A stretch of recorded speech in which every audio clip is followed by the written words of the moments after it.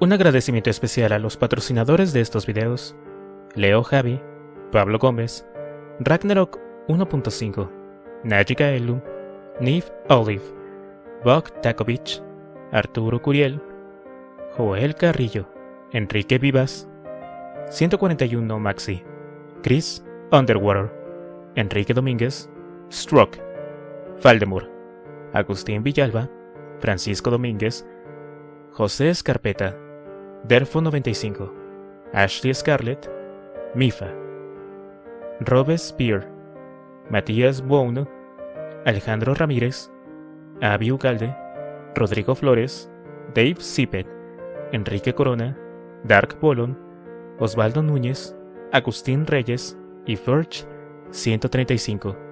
De igual manera, un agradecimiento especial a los superchats de Fernando Quiroz, Almighty Forward, Sebastián José, Frine Lucho, Barbarella Álvarez y Beto 16F84. Su apoyo es imprescindible para que este canal siga adelante. Si tú también quieres apoyar el canal de tu tío el Batsy, además de tu comentario y tu like, recuerda que también puedes unirte a los miembros del canal desde 20 pesitos o, si así lo prefieres, poder hacer una donación por medio de PayPal en el correo que te dejaré en la descripción. Espero que disfruten la siguiente narración. Capítulo 16. Reverendo, ya están aquí. Susan Compton, su secretaria particular, entró anadeando sobre sus cortas piernas. Cincuentona, era rechoncha, miope y más fea que un dragón, pero era tremendamente eficiente y mantenía la oficina del ayuntamiento en orden con mano férrea desde hacía 16 años. Hagan que pase, Susan, contestó Green mientras rodeaba su mesa y se sentaba en el enorme sillón que un día había pertenecido a Stan Morgan. Que Dios lo tenga en su santa gloria. El antiguo alcalde de Gulfport había tenido el buen gusto de morir de un vulgar infarto a la semana siguiente de haber nombrado a Green su primer consejero, poniéndole al reverendo la ciudad en bandeja de plata. La rodilla llevaba latiéndole intermitentemente todo el día, pero la intensidad del dolor había aumentado un grado. La puerta se abrió de nuevo y un grupo de 5 personas entró detrás de la señora Compton. Abriendo la marcha iba Malachi Graves, su brazo derecho, seguido de Strangert, aquel marinero sueco que había llegado a Gulfport después de un azaroso viaje desde Virginia, donde le había sorprendido el apocalipsis. Pero lo más interesante eran las 3 personas que entraron inmediatamente detrás. Encabezaba el grupo un individuo alto y delgado, con el pelo negro alborotado y una expresión desconfiada en el rostro. Le seguía un tipo rubio, con un poblado mostacho justo debajo de unos extraños ojos azules. Pero lo mejor del trío era sin duda la chica, que cerraba el grupo, alta, joven, muy guapa y con un enorme gato naranja dormitando entre sus brazos. Y lo más importante, los 3 eran blancos. Bienvenidos, hijos míos, a esta nueva Jerusalén. Bienvenidos a Gulfport, hogar de los justos, fortaleza del Señor y punto de partida del inminente segundo advenimiento de Cristo. El reverendo se acercó y les impuso las manos. La expresión de los recién llegados era confusa ante aquel recibimiento, pero se dejaron hacer. «Ha sido un viaje muy largo hasta aquí», replicó el tipo alto y moreno. Estoy deseando oír esa historia de sus propios labios. Pero antes me gustaría que el oficial Strangert me contara cómo Dios los puso en el camino de la salvación. El reverendo hizo una señal a Strangert para que se acercara, mientras que con la otra mano indicó discretamente a Graves que abandonara la habitación. Que tu mano derecha no sepa lo que hace la izquierda, dijo el señor. El oficial sueco comenzó a relatar cómo en medio de una tormenta habían visto elevarse unas bengalas de emergencia muy cerca de Ítaca, y le contó el subsiguiente rescate. Strangert narraba las cosas de una manera ordenada, seca y eficiente, de un modo muy profesional.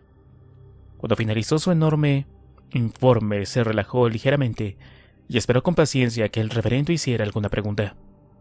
Para Green era suficiente. Estaba seguro de que el informe que le facilitaría el capitán Burley más tarde coincidiría plenamente con lo del sueco, pero era mejor estar totalmente seguro. de enojos en todas partes y oídos en más partes todavía. No era de la Biblia, pero su padre lo decía siempre. Y era una de las pocas enseñanzas aprovechables de aquel loco borracho. Ya es suficiente, querido Strangford. Green le tomó del brazo y lo acompañó hasta la puerta. No quiero robarle más tiempo. Estoy seguro de que el capitán Burley necesitará de su inestimable ayuda para la descarga del Ítaca. El sueco protestó, pero Green fue inflexible. Una vez que estuvieron solos en el despacho, invitó a los 3 náufragos a que tomaran asiento. Bien.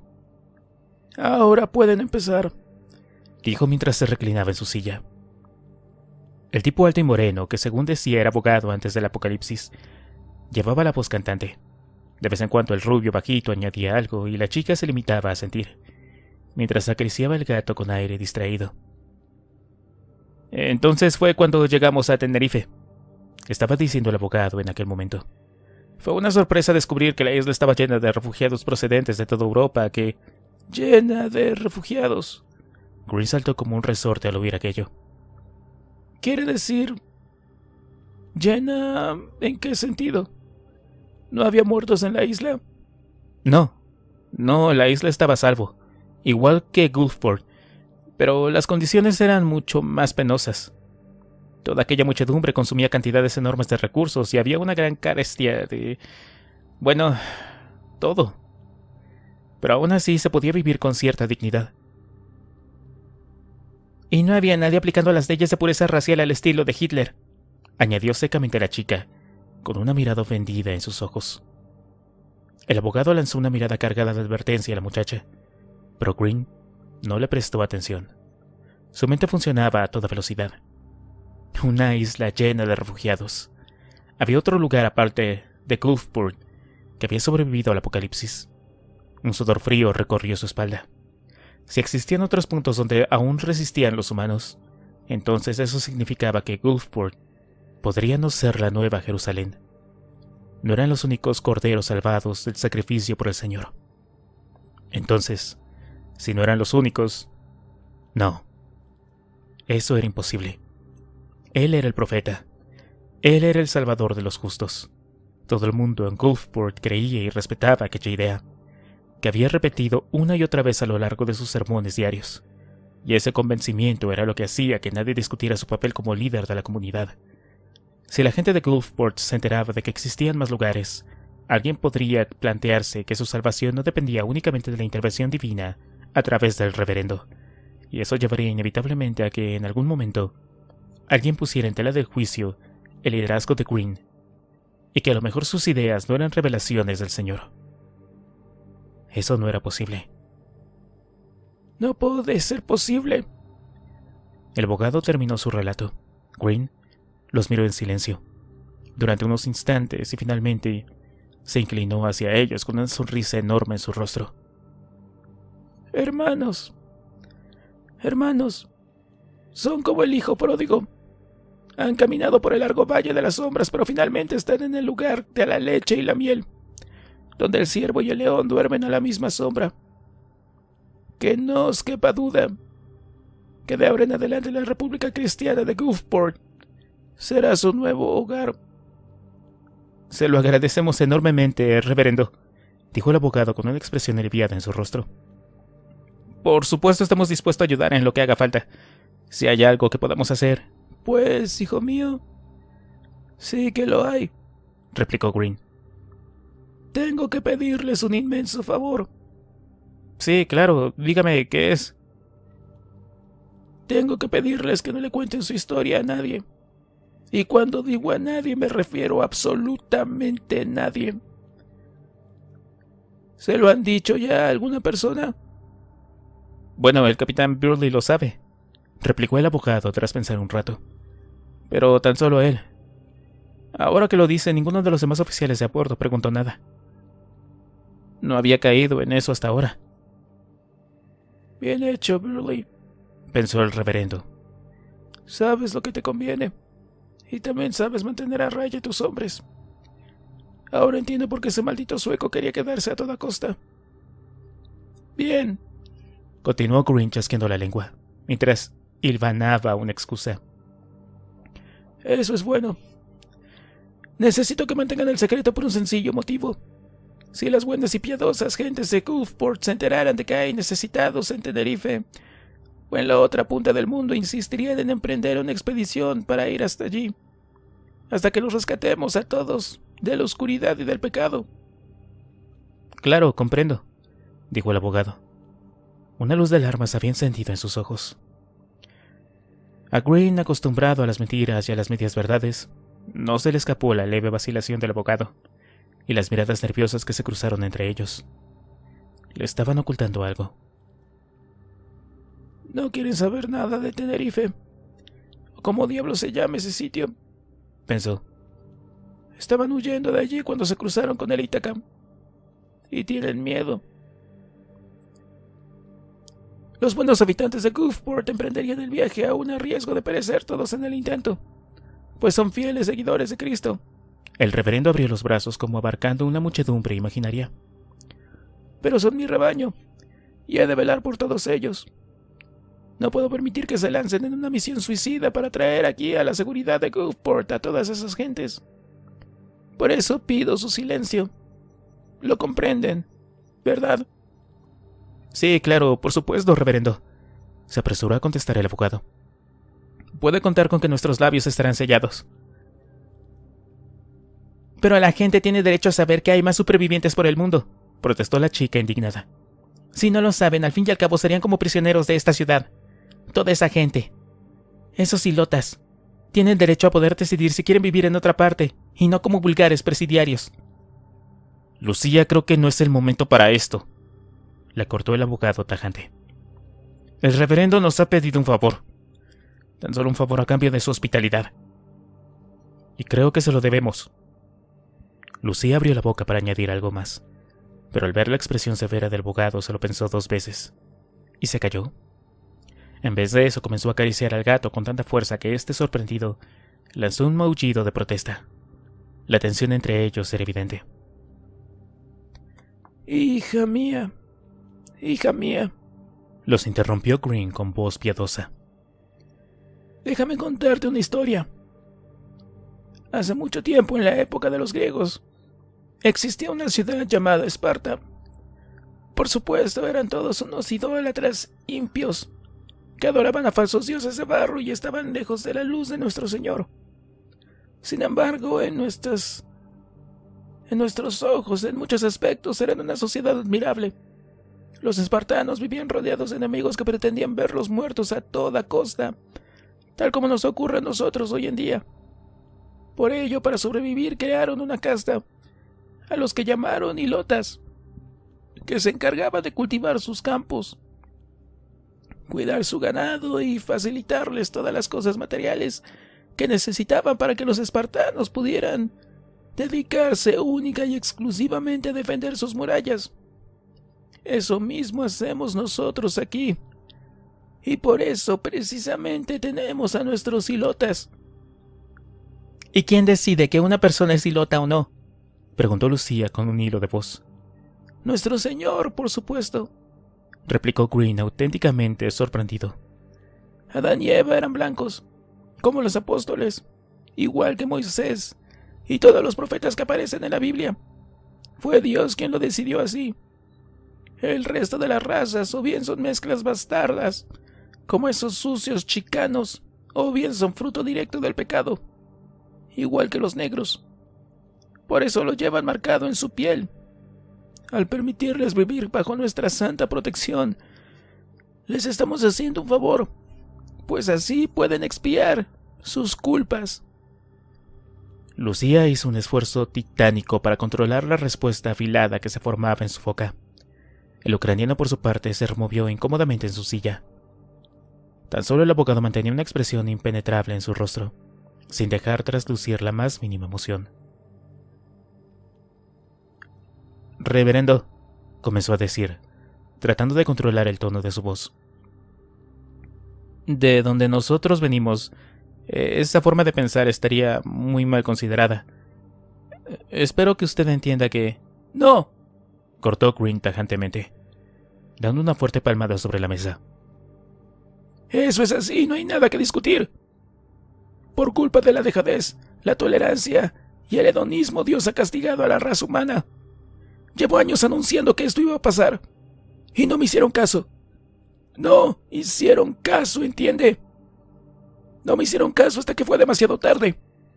Yo tengo razón. Yo soy el profeta. Green se había levantado y gesticulaba al hablar, con ojos enfebrecidos. El lazo de su cuello se había deshecho y lanzaba minúsculas partículas de saliva al hablar. Por convivir con maricones, comunistas, negros, indios y chicanos. Por aceptar a un negro como presidente de este país. Dios ha desatado su ira, y hasta que retomemos la recta senda que no se producirá a su segunda venida. Si no aceptan esa verdad, entonces no hay sitio en Gulfport para ustedes. Green se desplomó en la silla jadeando. Tomó una jarra de agua y se sirvió un vaso con mano temblorosa.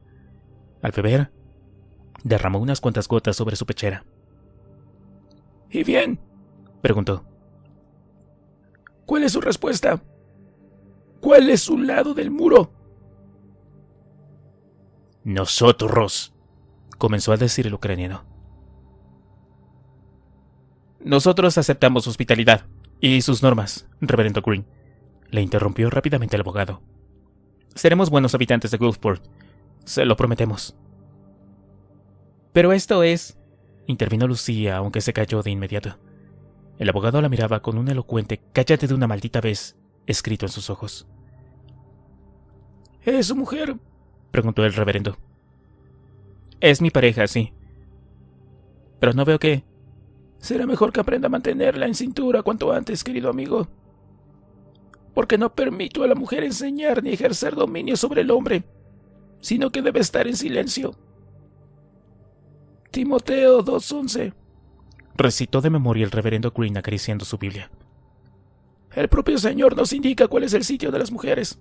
Son madres y esposas, pero no tienen capacidad para opinar ni para tomar decisiones. Su cerebro no está hecho para pensar, como es evidente. No se preocupe, reverendo.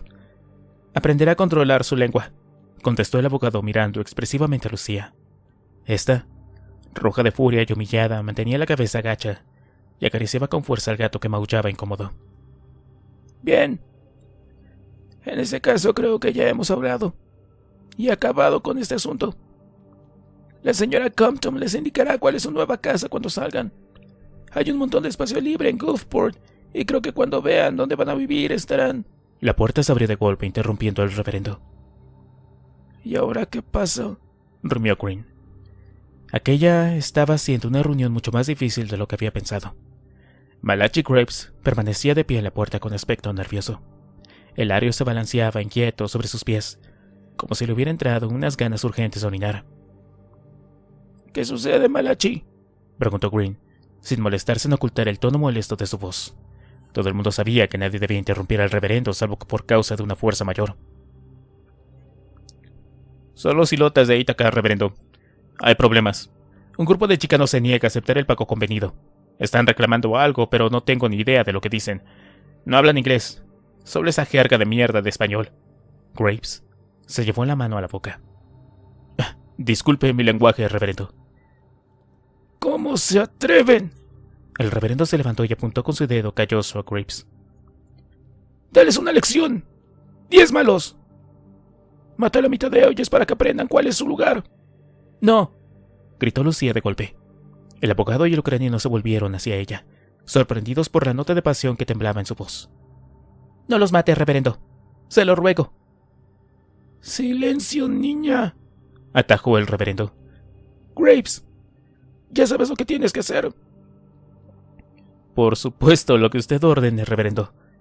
Elario se dio la vuelta y se dispuso a salir de la habitación, pero en ese momento, el abogado se levantó. ¿Y tú qué quieres ahora?, pensó Green. Espera un momento, reverendo, terció. Yo hablo español perfectamente. De hecho, es mi lengua nativa. Si me permite hablar con ellos, quizá pueda saber qué es lo que reclaman y así evitaremos un derramamiento innecesario de sangre. Green se sentó, meditando las palabras del abogado. Tenían cientos de ílotas y eran fácilmente sustituibles, pero la situación entre ellos ya era muy explosiva. Una purga no ayudaría a calmar los ánimos, y no podía correr el riesgo de enfrentarse a una rebelión abierta, al menos no en aquel momento. De acuerdo, asintió mientras se ponía el sombrero. Ven conmigo. Su mujer y su amigo pueden dirigirse a su nuevo hogar. La señora Compton los va a acompañar. Y sin más, salió de la habitación. El abogado cruzó unas palabras apresuradas con sus acompañantes, repletas de aspavientos y gestos enfurecidos, pero Grim estaba demasiado enfadado como para detenerse en ese detalle. Que arreglen en casa sus propios problemas. Yo tengo que arreglar los míos ahora. Graves les esperaba en la puerta del ayuntamiento, al volante de la Hummer con el motor encendido. El reverendo se subió con el asiento trasero, mientras el espigado abogado se sentaba en el delantero. Circularon hacia el norte durante unos minutos en silencio total, cada uno sumido en sus propios pensamientos. Cuando finalmente llegaron, el Hummer se detuvo junto a un puente que cruzaba un ancho canal. Las dos orillas del brazo de agua estaban cercadas por un alto muro de cemento cubierto de alambres de espino. En el puente, junto a una señal oxidada y cubierta de agujeros que daba de una bala, decía «Bienvenidos a Bluefont». Se levantaba una enorme torre de acero con reflectores en su parte superior, que recordaba a una barbacana medieval. En lo alto de la atalaya, dos arios apostados detrás de sendas ametralladoras M60 cubrían la puerta de acero que cerraba el puente. Al otro lado de la puerta, un grupo de unos 50 ilotas gritaba y gesticulaba, al tiempo que arrojaban cascotes de botellas vacías contra la torre. Ninguno de ellos iba armado, ya que los ilotas tenían restringido el acceso a las armas dentro de los límites de Gulfport. «Bien, hijo mío», dijo Green bajándose del vehículo. «Esta es tu oportunidad. Demuéstrame qué sabes hacer». El abogado salió del Humber y caminó hacia la pesada puerta de acero. Un ario apostado en la parte baja abrió una portezuela para franquearle el paso. En cuanto atravesó la puerta, se apresuró a cerrarla tras él. Los ilotas situados al otro lado del puente se fueron quedando en silencio en cuanto vieron la figura inquieta del abogado. Respirando hondo, caminó hacia ellos, aparentando más seguridad de la que realmente tenía. «Hola a todos», saludó en español. «Vengo en nombre del reverendo Green. ¿Qué es lo que sucede aquí?» Un tipo alto y moreno con un uniforme militar en el que se podía leer Dobshanki en el bolsillo superior derecho, se adelantó desde el grupo.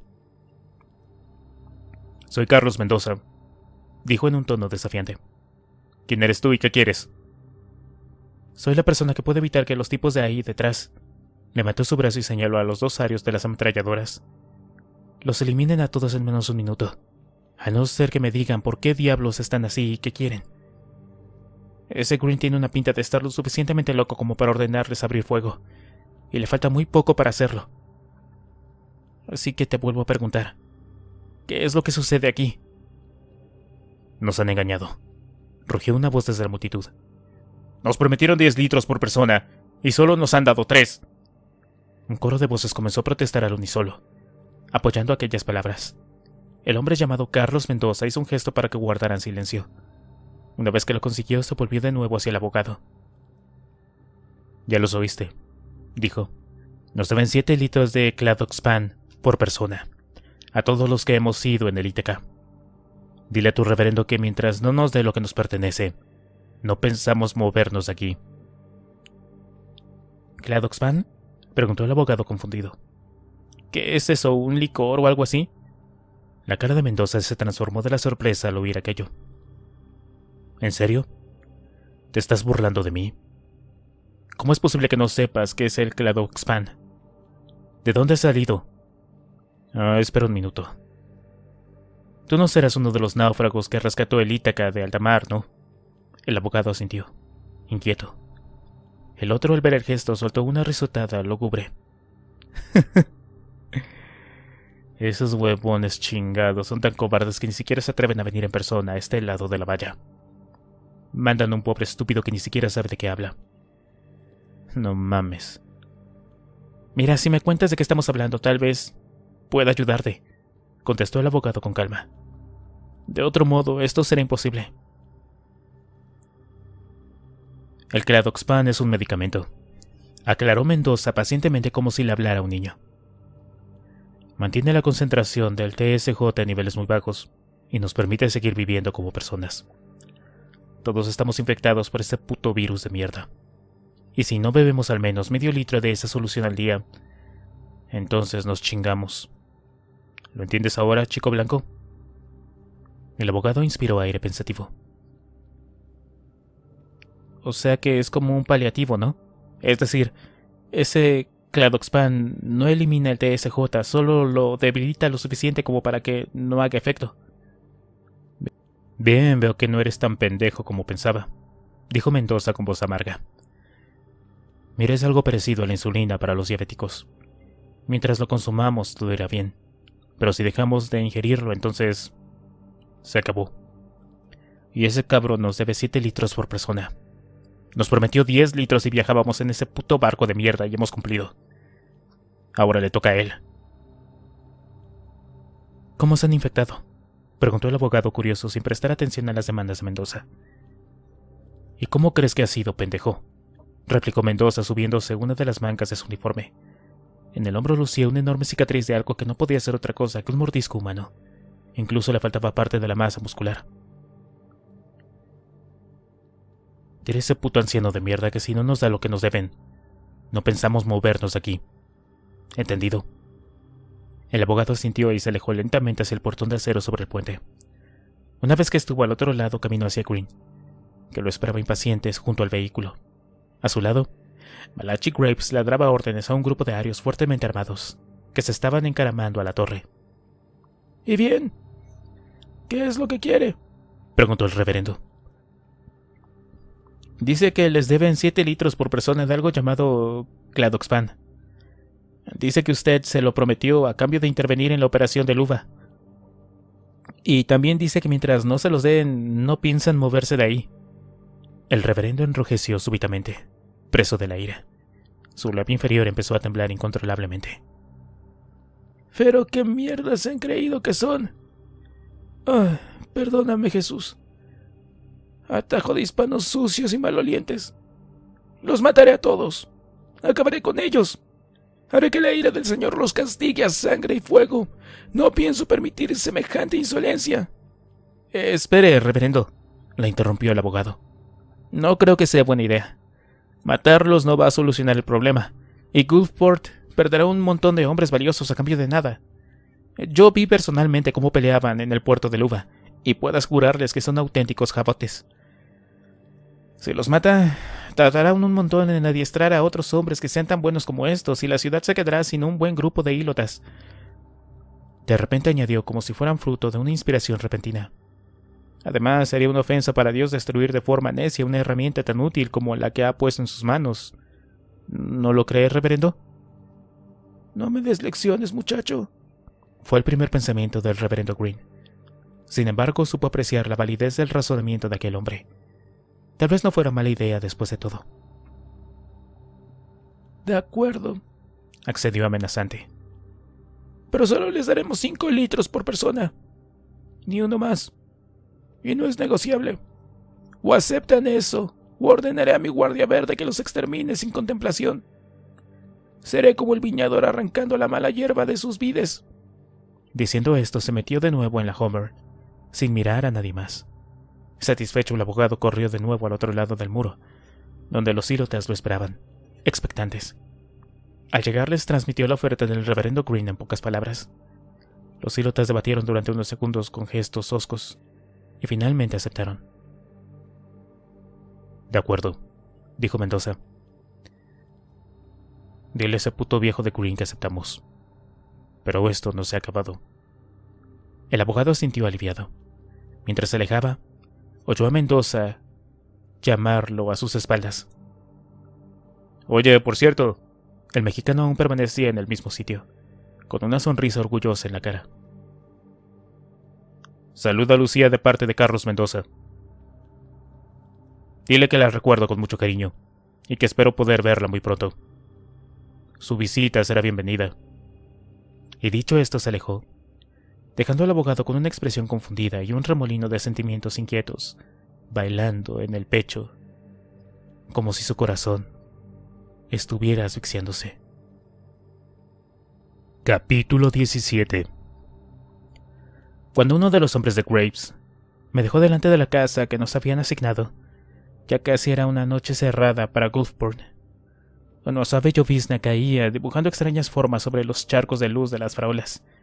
Hacía frío y sentía cómo la lluvia calaba mis huesos, pero una sensación aún más fría inundaba mi interior. Estaba sucio, cansado y emocionalmente agotado, pero aún así remoloneé un rato, evitando entrar. Trataba de retrasar lo inevitable. Me sentía sin ánimos para el enfrentamiento que me esperaba en el interior. Finalmente subí los escalones del porche y entré en mi nuevo hogar. Era la típica casa de suburbio acomodado, de 2 plantas. Césped delante de la puerta, porche de madera y garage adosado a un lado.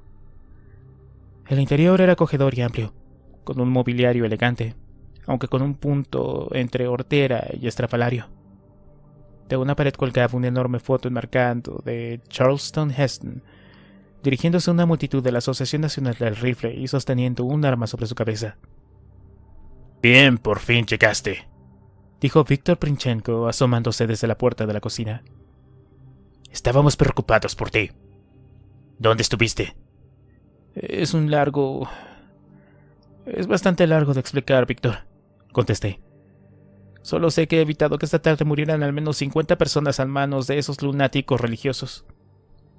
«Bueno, al menos hoy has hecho algo bien», contestó el ucraniano con una nota de tristeza en su voz. «Deberías de hablar con Lucía. Está muy enfadada contigo». Suspiré desalentado. Estaba claro que no iba a poder esquivar aquella conversación hasta el día siguiente, como era mi intención inicial. «Bien, hablaré con ella». Le di una palmada en el hombro. «No te preocupes, viejo amigo». Entré en el salón. Lucía estaba sentada en un mullido sofá, con el gato jugueteando con un par de calcetines a sus pies.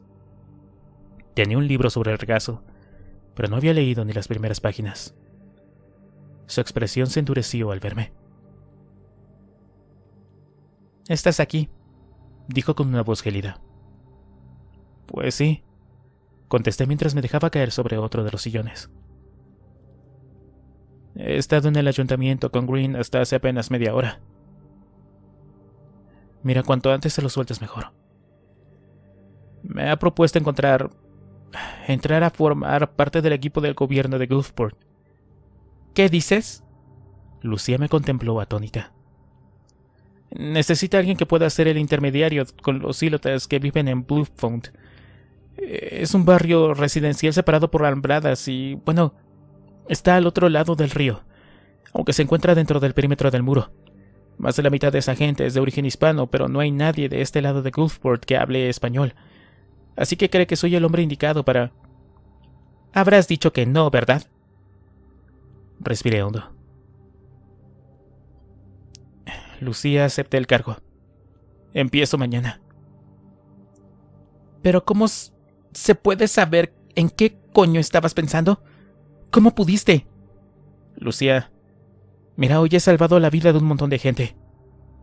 Aunque a uno de ellos no me habría importado que le pegara un tiro allí mismo. Y lo he hecho precisamente por lo que te he dicho. Si ocupo ese cargo tendré la oportunidad de velar por los intereses de los sílotas, de poder mejorar sus condiciones, ¿entiendes?».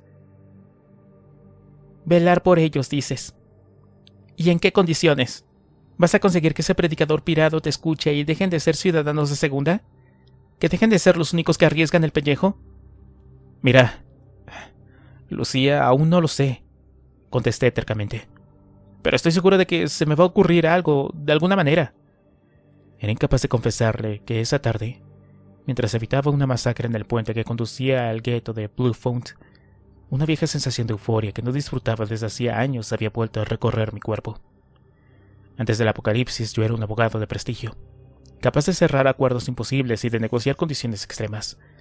Aquel sentimiento de invencibilidad, de poder lograr casi cualquier cosa simplemente argumentando, suponía una droga tan fuerte y poderosa que había sido mi principal motor anímico durante años. Pero un día llegaron los muertos y todo aquello desapareció de golpe. Llevaba desde entonces arrastrándome por medio mundo, sobreviviendo de milagro y descubriendo, de forma amarga, que todos mis conocimientos y habilidades dialécticas no valían para absolutamente nada en aquella nueva sociedad en ruinas. Y de repente, esa tarde, la vieja magia había vuelto a fluir en mí. Lo había vuelto a hacer. Por primera vez en mucho tiempo me sentía realmente útil en medio de toda aquella devastación. Pero sabía que Lucía no entendería nada de aquello, o por lo menos no sería capaz de aceptarlo en aquel momento.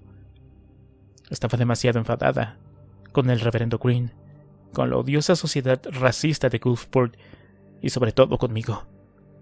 Tenía que intentar razonar con ella.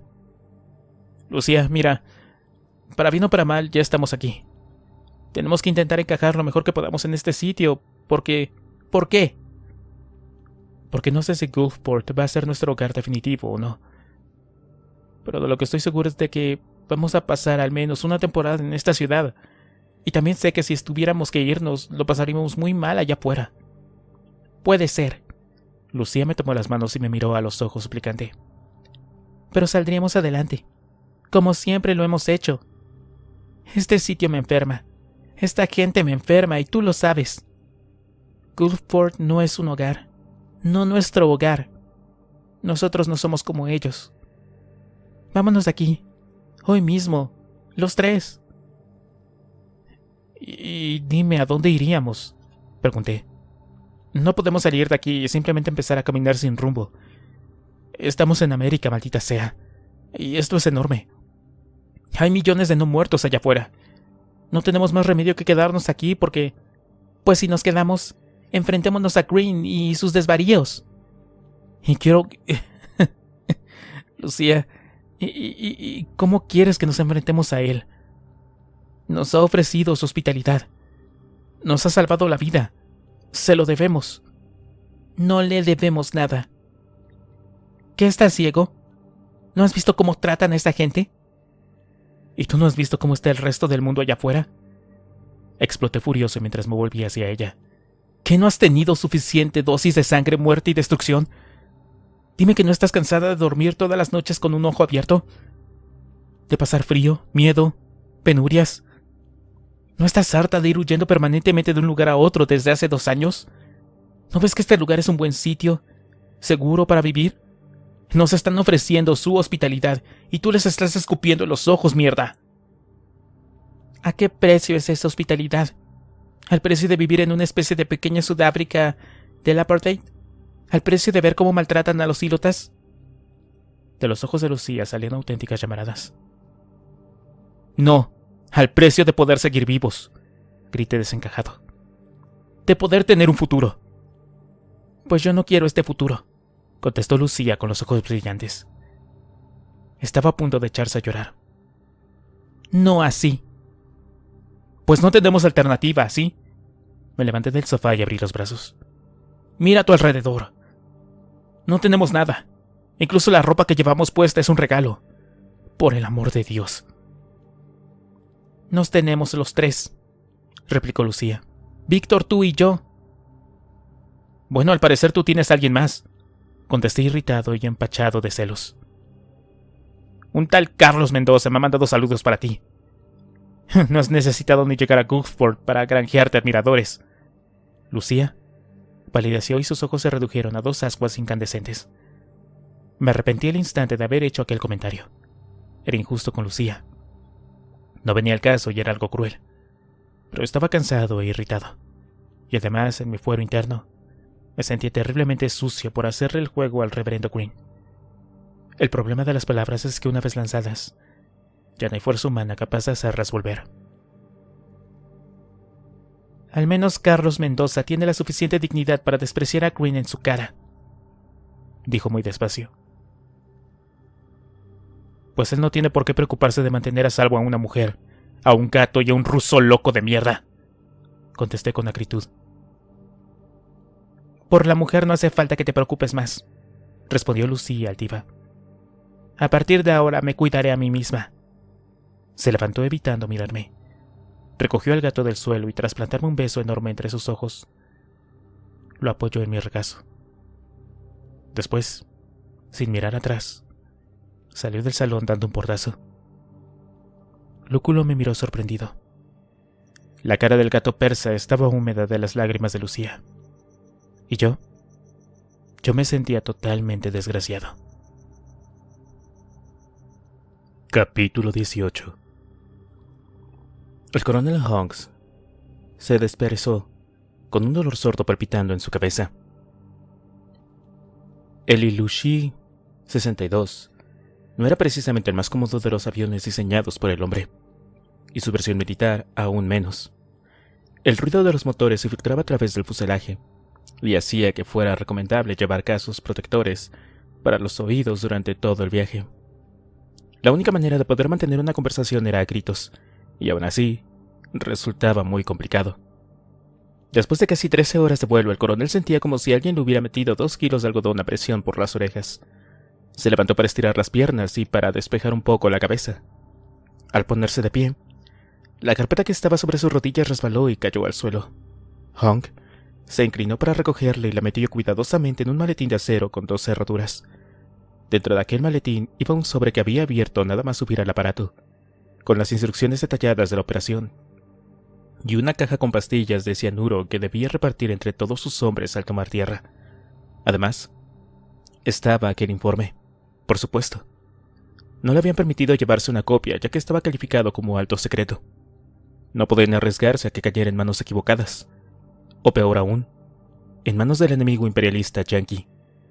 Pero Hong no podía apartarlo de su cabeza, mientras caminaba lentamente por el pasillo central del avión hacia la cabina de los pilotos.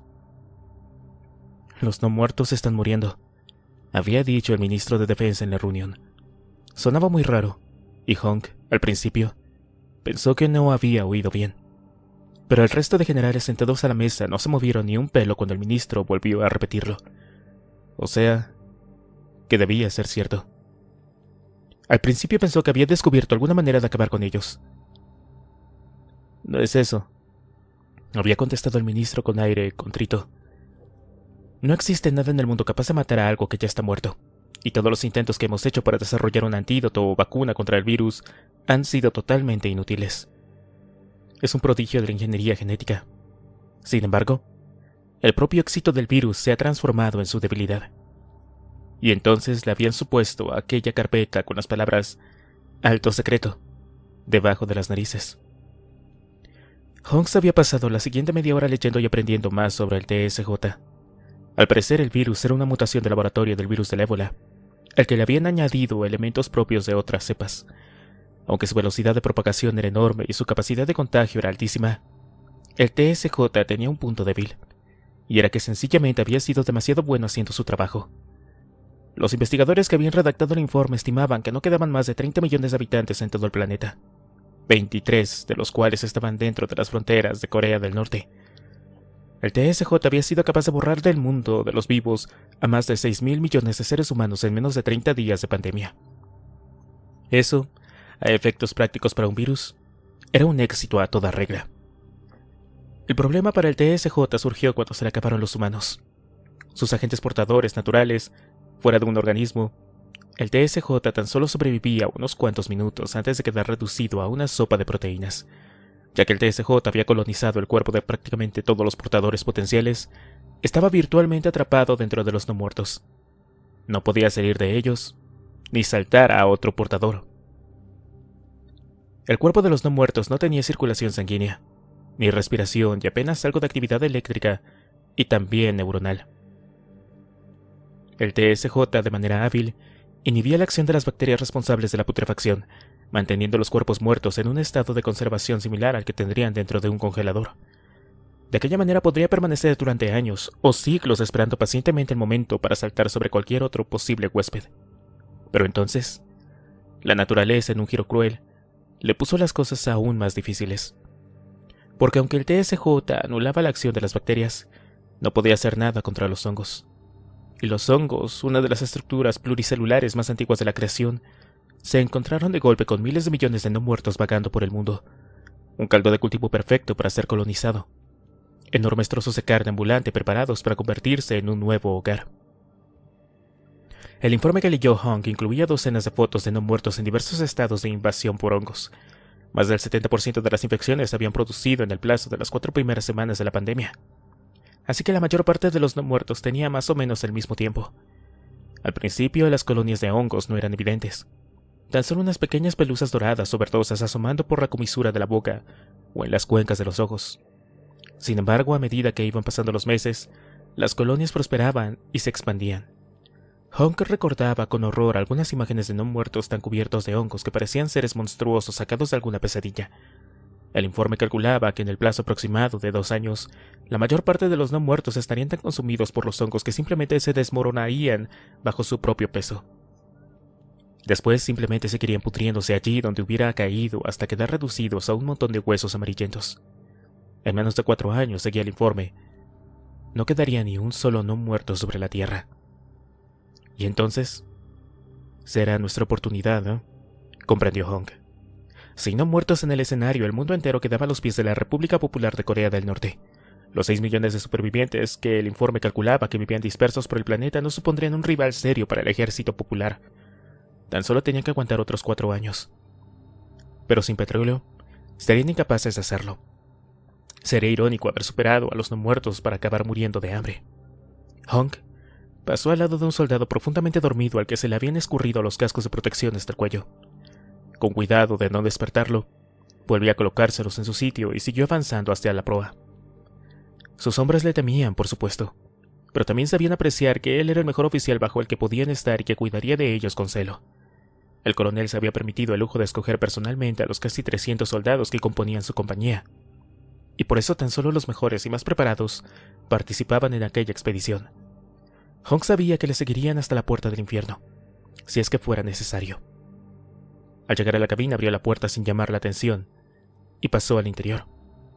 Cuando cerró la portilla a sus espaldas, se encontró sumido en un agradable y placentero silencio. Honk descubrió que la cabina sí que estaba convenientemente aislada. Era evidente que los rusos habían tenido claras las prioridades al diseñar el Ilyushin en los años 70.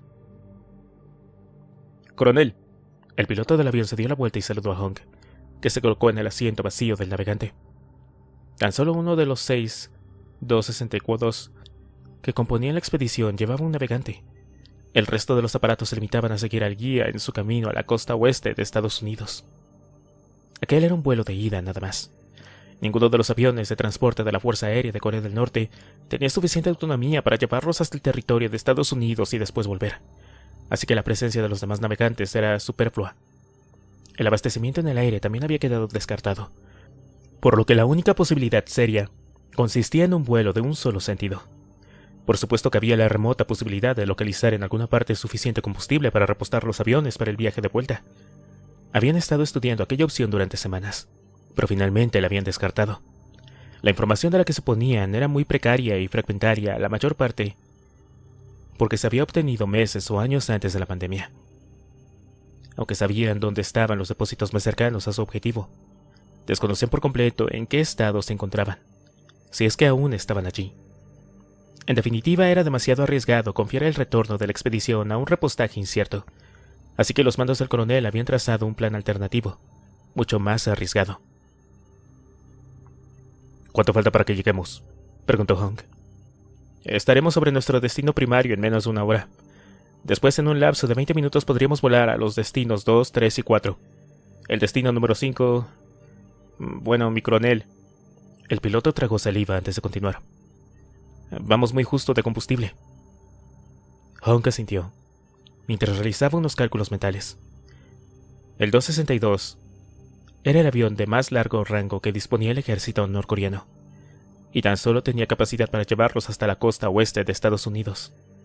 El plan consistía en aterrizar en algún aeropuerto de la zona cuya pista no estuviera obstruida u ocupada por no muertos, y de ahí en adelante, él y sus hombres tendrían que abrirse camino por sus propios medios. Cuando Honk había escuchado el plan por primera vez, había puesto el grito en el cielo. Lo que le estaba pidiendo era, básicamente, que cruzara a los Estados Unidos de costa a costa sin ningún tipo de apoyo. «Eso es una insensatez, con todos mis respetos», había exclamado. «Ni siquiera sabemos en qué estado se encuentran las carreteras. Será conducir a ciegas durante miles de kilómetros por un territorio infestado». «Lo sabemos, coronel», había respondido pacientemente uno de los generales. «Hagamos algo más práctico», propuso Honk. «Carguemos de combustible hasta los topes la bodega de un par de aviones, y una vez que aterricemos podemos trasegar ese combustible a los tanques. Así podríamos volar hasta Gulfport sin tener que arriesgar la vida, y sería mucho más rápido». «Eso es imposible, coronel», contestó el ministro. Cuanto antes le dije que la situación de nuestras reservas era crítica. Creo que no entendió realmente hasta qué punto estamos desesperados. Tenemos tan solo unos 2% del combustible que necesita nuestra fuerza aérea en una situación normal. Hemos desviado a la mayor parte de la industria y a la población civil, y los depósitos están casi secos. Podemos proporcionarle queroseno para volar hasta la costa oeste de América, pero ni un litro más. Pero tan solo estamos hablando de unos cuantos miles de litros, imploró Hong. No hay nada que hacer. El ministro fue categórico. El amado líder Kim Jong, en su proverbial sabiduría, ha ordenado que guardemos reservas suficientes para poder hacer volar todos nuestros cazas durante al menos 2 días consecutivos, en caso de ataque. Necesitamos hasta la última gota de combustible. Coronel, no insista. Hong sacudió la cabeza como si no hubiera oído bien. Hacer volar todos nuestros cazas. ¿Pero contra quién? Es la cosa más estúpida que he oído en mi vida, pensó desesperado. Pero se abstuvo de abrir la boca. Sabía que una orden directa del paranoico Kim Jong, aunque fuera totalmente absurda, no podía ser discutida bajo ningún concepto. Tardaremos semanas en llegar hasta Gulfport si vamos por tierra, intentó como último recurso. Será extremadamente difícil. Por eso le hemos escogido a usted, coronel, replicó el ministro satisfecho. Culmine su misión con éxito y espíritu Juche, y le prometo que su vuelta será recompensado de una forma que no podrá ni imaginar. Y por todo aquello, el coronel Hong y 289 hombres escogidos estaban volando en 262 con los depósitos casi secos cuando los aparatos comenzaron a sobrevolar el territorio americano. ¡Luz roja!, exclamó de golpe el piloto. A partir de este momento, les quedaban solamente 30 minutos de autonomía. ¿A cuánto queda el punto primario?, preguntó ansioso. Deberíamos verlo dentro de un... Ahí está, gritó el piloto con entusiasmo, pero la emoción de su voz se truncó de golpe. El aeródromo escogido, el pequeño aeropuerto de una ciudad de 30.000 habitantes, contaba con una única pista. En medio de ella, el inmenso esqueleto carbonizado de un gran avión comercial yacía atravesado. Era imposible tomar tierra allí. Trazando un amplio círculo en el aire, los aviones se dirigieron al siguiente aeródromo de la lista. En los 2 puntos números 2, 3 y 4, encontraron el mismo resultado. Cuando no eran restos carbonizados de aviones estrellados, eran docenas de no muertos tambaleándose por la pista. «Aterriza entre ellos», había ordenado Hong. «Imposible, mi coronel», respondió el piloto. «Si tomamos tierra entre los no muertos, alguno acabará aspirado por el efecto de succión de las turbinas. Entonces el motor va a explotar. Nosotros volcaremos y acabaremos el viaje convertidos en una gran bola de fuego». Y Hong había tenido que esperar hasta la pista número 5, sintiendo cómo la ansiedad y el temor al fracaso la atenazaban la garganta. Capítulo 19. El aeródromo de Titusville, California, nunca había sido gran cosa. Tenía una de las pistas más largas del estado, sin duda, pero muy pocos viajeros querrían aterrizar en una población de menos de 3.000 habitantes situada justo al borde del desierto. Construida como pista militar de apoyo durante la Guerra Fría, el aeródromo había estado languideciendo durante años, sirviendo únicamente como pista de aterrizaje para pequeños vuelos locales y alguna ocasional carrera de dragsters. Su aspecto después del apocalipsis no era muy diferente del que tenía antes. En un costado de la pista, situado a 1 kilómetro del pueblo, media docena de esqueletos sin alas de DC-7 se pudrían lentamente sobre bloques de cemento, entre montañas de chatarra que en algún momento habían estado atornilladas en un avión.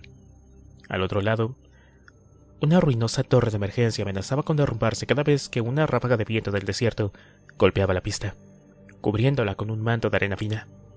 Sin embargo, aquella mañana la pista de Titusville iba a tener la jornada más movida de toda su historia. Y también la última. Al principio tan solo fue el ruido silbante de un montón de turbinas lejanas. A medida que el ruido se fue transformando en un estruendo, los cristales sucios y mal colocados de la torre de control comenzaron a vibrar como dientes cariados en una encía suelta, hasta que de repente la silueta de un enorme avión de transporte, con una brillante estrella roja dibujada en la panza, seguido de otros 5, apareció en el horizonte. Cada uno de los aparatos guardaba una distancia de unas 5 millas entre sí. Los pilotos norcoreanos se enfrentaban a un difícil reto. Tenían que aterrizar aquellos transportes sin ayuda de ningún control de tierra, en una pista desconocida y cubierta por una fina capa de arena, y con apenas un par de minutos para apartarse y dejar paso al siguiente aparato. lo que suponía que toda la maniobra tenía que ejecutarse con la precisión de un ballet. El Yushin rebotó ligeramente al tomar tierra, pero el piloto era un profesional muy experimentado y consiguió detener la marcha del avión, justo cuando llegaba al extremo opuesto de la pista y se hacía a un lado. El siguiente aparato comenzaba su maniobra de aproximación. Todo fue perfecto con los 5 primeros aviones. Sin embargo, cada vez que uno de ellos posaba, levantaba una enorme cantidad de polvo y arena del desierto depositada sobre la superficie de la pista. En condiciones normales, el siguiente aparato habría sobrevolado el aeropuerto durante unos minutos, hasta que aquella densa nube se disipara, pero el sexto avión no tenía suficiente combustible para esperar, así que el piloto, casi sin opciones, decidió arriesgarse e iniciar la maniobra de aterrizaje. Aquello fue un inmenso error. El 262 se impactó contra la pista en un ángulo incorrecto y al menos a 60 millas por hora más rápido de lo aconsejable. A consecuencia de esto, el eje delantero del tren de aterrizaje se partió como una ramita y el morro del avión comenzó a arrastrarse sobre el asfalto levantando una cascada de chispas. Una de las alas se enganchó en la base de la torre de aterrizaje y arrancó de cuajo la estructura media podrida. La parte delantera del 262 se levantó como si pretendiera dar una voltereta. Rodó sobre sí mismo 3 veces seguidas y finalmente explotó en medio de una enorme y cegadora bola de fuego. Honk, desde la cabina de su aparato, contempló impotente todo aquello y lanzó una maldición. Aunque no había conseguido queroseno de aviación, se las había apañado para que la suministraran el suficiente diésel para sus transportes de tierra. Ahora, todas aquellas toneladas de precioso y caro combustible ardían con furia en el extremo de la pista, lanzando enormes oleadas de calor. Esto complica las cosas, pensó. Tendremos que conseguir el combustible para los blindados por el camino. No vale de nada lamentarse, murmuró para sí mismo. ¡Kim! Sí, mi coronel. El teniente Kim Tae-pak era uno de los hombres de confianza de Hong, veterano de muchas incursiones en el vecino del sur. Comience a descargar los blindados, ordenó. Esta maldita explosión debe de haberse oído a 50 kilómetros a la redonda. Quiero estar muy lejos de aquí cuando empiecen a aparecer curiosos, ya sean vivos o muertos. El teniente saludó y se fue a cumplir sus órdenes. Hong miró a su alrededor, pensativo mientras caminaba por la pista. Se agachó y recogió un puñado de arena. La observó durante un segundo y después dejó que se escurriera lentamente entre sus dedos. Arena americana. Suelo americano. Estaban en el territorio del enemigo más odiado de la patria, y no había nadie que pudiera impedírselo. Hong sintió un escalofrío recorriendo su espalda. No sabía cómo acabaría aquella aventura, pero ya estaban haciendo historia. Por primera vez en casi 200 años, soldados de un país enemigo ponían un pie en suelo americano. Estaban invadiendo Estados Unidos, o al menos, lo que quedaba de aquel odiado país. 20 minutos más tarde, una larga caravana de 15 vehículos blindados y 2 bulldozers modificados abandonaban el aeropuerto de Titusville en dirección al este. Tras ellos, todos los aviones de la Fuerza Aérea Norcoreana ardían entre furiosas llamas. Hong había quemado sus naves. Ante él, solo las ruinas de Estados Unidos y millones de no muertos se interponían en su camino a Gulfport. Capítulo 20. Gulfport. Al día siguiente me levanté con la boca pastosa y con un persistente dolor de cabeza. Me había quedado despierto hasta muy tarde, agarrando una botella de whisky y bañándome en un mar de autocompasión. Víctor me había acompañado, sin abrir la boca, pero sabiendo que su mera presencia servía para aliviar un poco mi angustia. El ucraniano era consciente de que hay ocasiones en las que no se puede decir nada, y esta era una de ellas. Estaba atrapado en un dilema. Por una parte, el mundo limpio y aséptico de Gulfport me resultaba tan repugnante como Lucía, pero por otro lado sabía que permanecer allí era la única opción que teníamos. Solo en el páramo lleno de no muertos en que se había transformado Estados Unidos, no tendríamos ni una maldita oportunidad de sobrevivir. Dime qué piensas tú, Víctor, le había preguntado a mi amigo. Víctor removió la cucharilla de la taza de café que tenía en sus manos mientras ordenaba sus pensamientos. El ucraniano quería escoger cuidadosamente sus palabras. Cuando yo era pequeño vivía en un kolkhoz, en medio de la estepa. Tenía una escuela, un bonito edificio de madera pintado de rojo. Ahí nos enseñaban que nuestra forma de vida era la máxima realización a la que se podía aspirar el ser humano. que el espíritu soviético era la esencia del paraíso del trabajador. Por supuesto no sabíamos nada de Occidente, excepto que era el enemigo de la madre patria. Un día cuando tenía 8 años e iba camino a la escuela, vi cómo la policía se llevaba a un hombre. Al principio pensé que sería un ladrón, o algo por el estilo. Princhenko sonrió con tristeza, mientras aquel recuerdo de la infancia cobraba vida. Al fin y al cabo solamente tenía 8 años. Más tarde me enteré de que habían detenido a aquel hombre porque su hijo era un militar destinado en Berlín. Había desertado a Occidente. Víctor cayó por un instante, con su mente muy lejos de Gulfport. Siempre me pregunté qué podía haber motivado al hijo de aquel hombre a desertar, sabiendo que las consecuencias de su ida las pagaría su familia.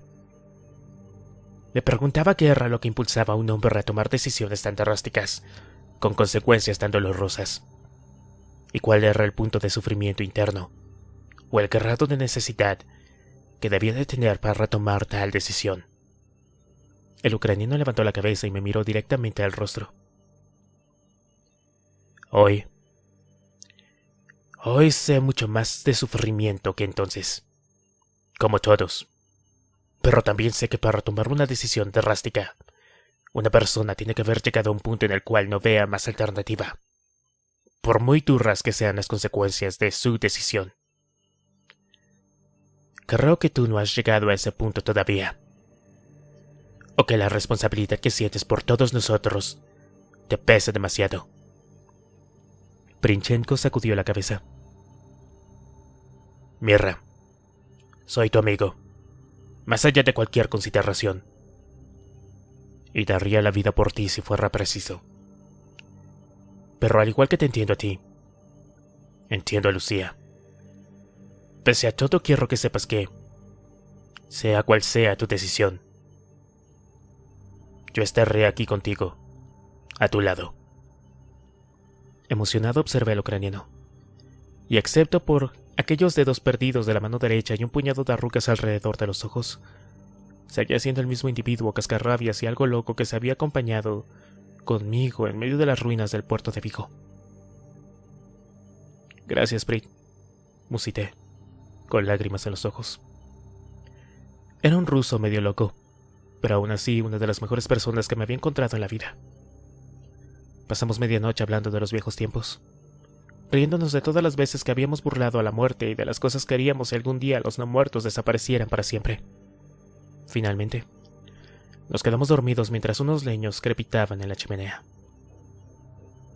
Cuando me levanté, Princhenko roncaba como una locomotora, tumbado sobre el sofá como el lúculo arrebujado entre sus piernas. Me arrastré hasta el baño y me di una larga ducha de agua hirviendo. Al salir me afeité y me puse uno de los trajes que colgaba en un armario. Eran de una talla más grande que la mía, pero me sentaban bastante bien. Al verme con traje y corbata por primera vez después de tanto tiempo me sentí un poco raro. Me acerqué hasta la puerta de la habitación de Lucía. Estaba cerrada a cal y canto. Golpeé suavemente con los nudillos, pero no me respondió.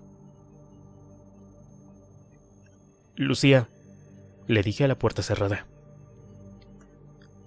Solo quiero que sepas que lamento mucho si dije algo que te pudiera herir ayer por la noche. Todo lo que hago es para garantizar que podamos tener un futuro y... yo... Me callé sin saber cómo seguir. Esta noche, cuando llegue, volveremos a hablar. Y entonces lo vamos a arreglar todo. Te quiero, amor. Salí de casa sintiendo un enorme vacío. Había un precioso Lexus en el garage, con las llaves en el contacto. Supuse que iba incluido en el lote de la casa. Además, el ayuntamiento quedaba a demasiada distancia para ir andando vestido con traje y corbata. Así que me subí y encendí el motor.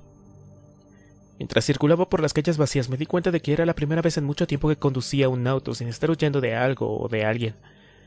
Pese a todo, cada poco rato me sorprendía a mí mismo volviendo la cabeza desesperadamente o acelerando en los puntos más estrechos, como si temiera verme rodeado de una turba de no muertos en cualquier momento. El apocalipsis me había cambiado. Me preguntaba si todos esos cambios eran buenos, y si es que acaso durarían para siempre. Capítulo 21. Cuando llegué al ayuntamiento, la señora Compton me esperaba entre un revuelo de funcionarios que entraban a trabajar. «Buenos días», me dijo. «Espero que haya descansado bien, porque hoy le espera un montón de trabajo». El señor Will Cox era el encargado de gestionar la oficina de hilotas hispanos, pero murió hace 3 meses de un aneurisma mientras jugaba al golf. El señor Talbot, de la oficina de hilotas negros, se ha estado encargando de gestionar los 2 departamentos mientras tanto, pero no tiene ni idea de español, y la verdad creo que lo ha dejado todo hecho un lío. Espero que usted sea capaz de apañarse entre todo este papeleo. ¿Papeleo?, pregunté algo confundido. «Ya lo verá», contestó la mujer. «Sígame por aquí». La señora Compton me condujo a un amplio despacho situado a la esquina noroeste del edificio. Cuando abrió la puerta sentí que se me caían las palmas de los pies.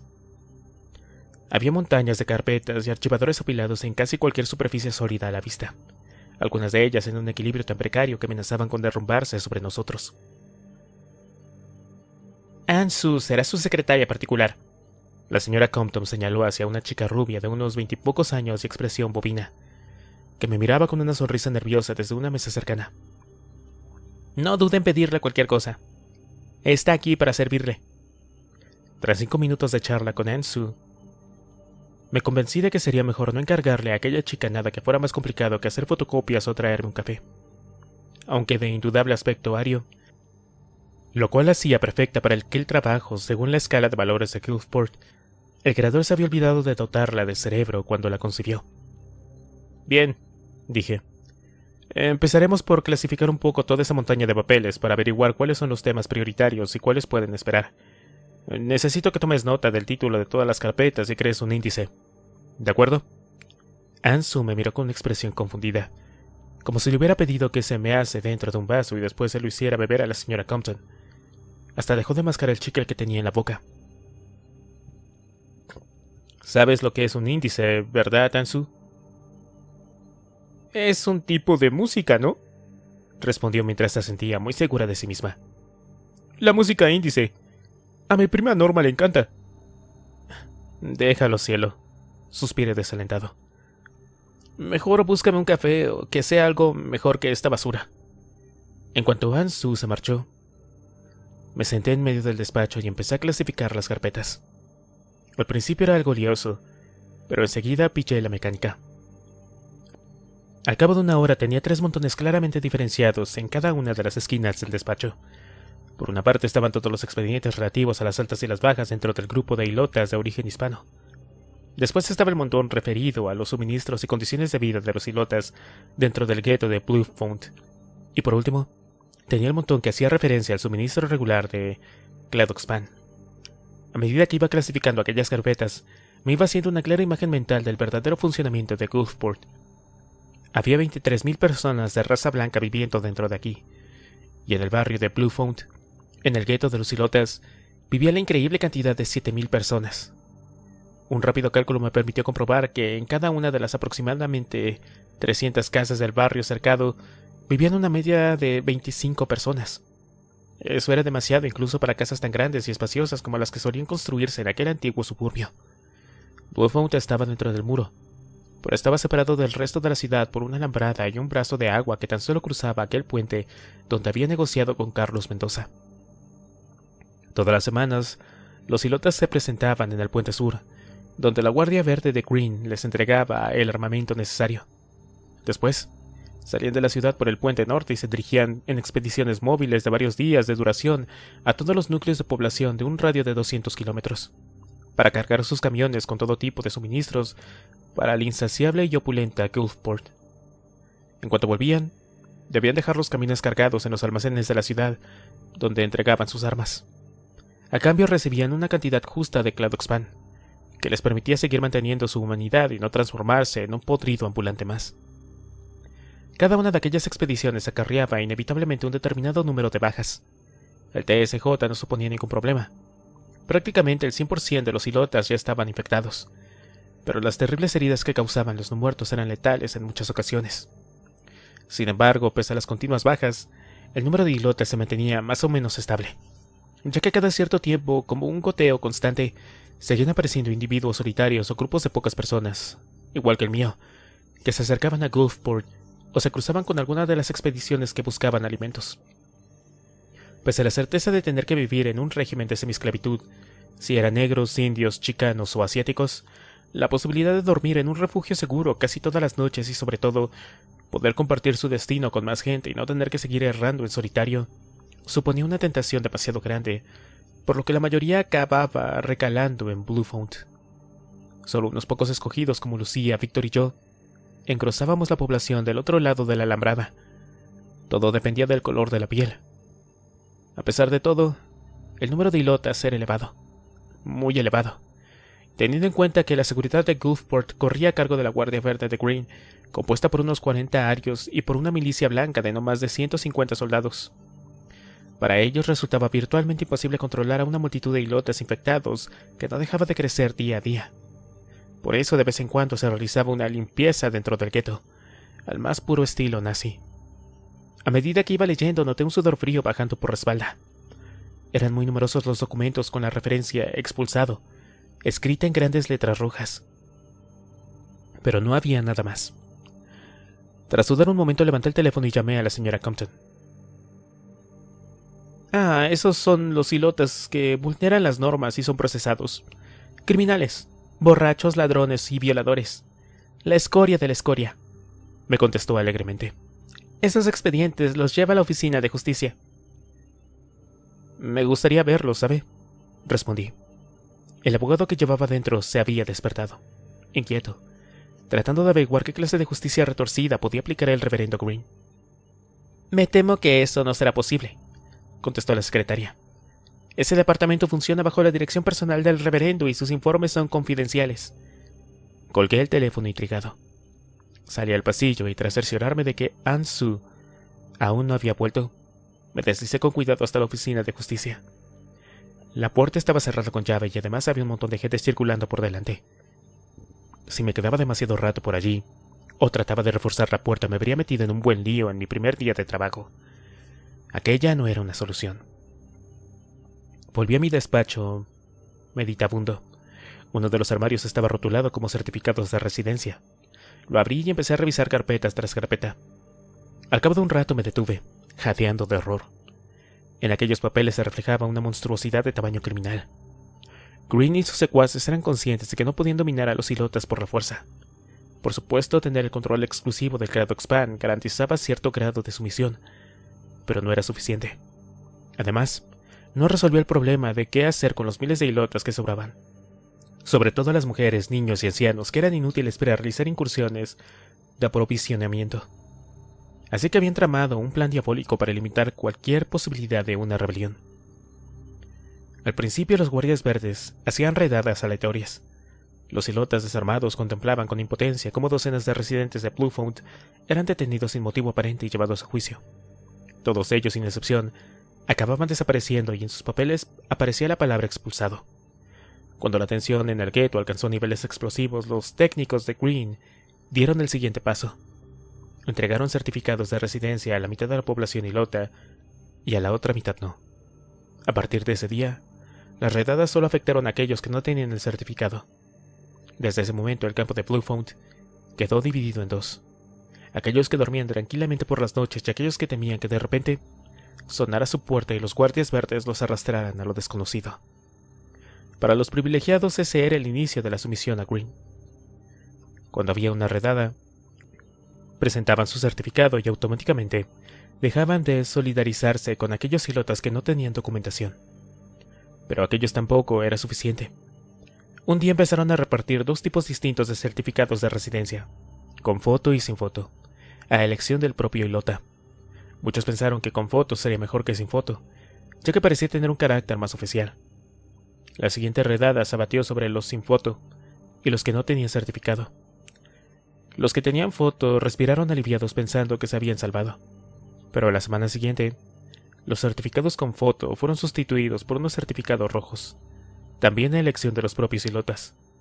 Muchos desconfiaron de aquel nuevo documento, por lo que no tuvo mucho éxito. Pero 2 semanas después hubo una gran redada que arrasó con todos aquellos que no tuvieran certificado rojo, y el resto de los certificados fueron suprimidos. Aquello sumió al gueto en la desesperación y la desconfianza. Sin embargo, poco después los certificados rojos fueron sustituidos por otros azules, de los que había en dos clases: soldados cualificados o sin cualificación. Como la elección de cada clase dependía del propio Ilota, bastaba con declararse cualificado para que le dieran el documento correspondiente. Las dudas volvieron a atenazar a Bluefont. ¿Qué era mejor? Muchos salieron una trampa y decidieron declararse sin cualificación, mientras otros muchos pensaron que era mejor ser un elemento útil, ya que si Goofport no podría prescindir de ellos. 3 días después, todos los declarados sin cualificación dejaron de recibir su ración de Cladoxpan.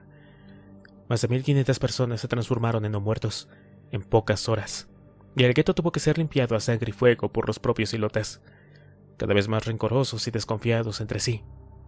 Finalmente, la Oficina de Justicia emitió un comunicado diciendo que sospechaban que muchos ilotas se habían inscrito fraudulentamente como soldados cualificados, por lo que procedían a anular todos los documentos existentes.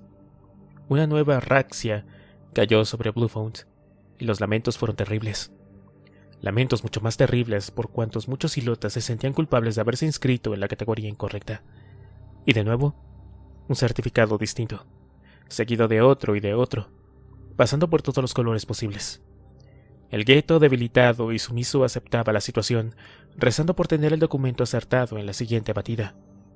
Aún infectados, el ansia de seguir viviendo les hacía aferrarse a cualquier esperanza, por mínima que fuera.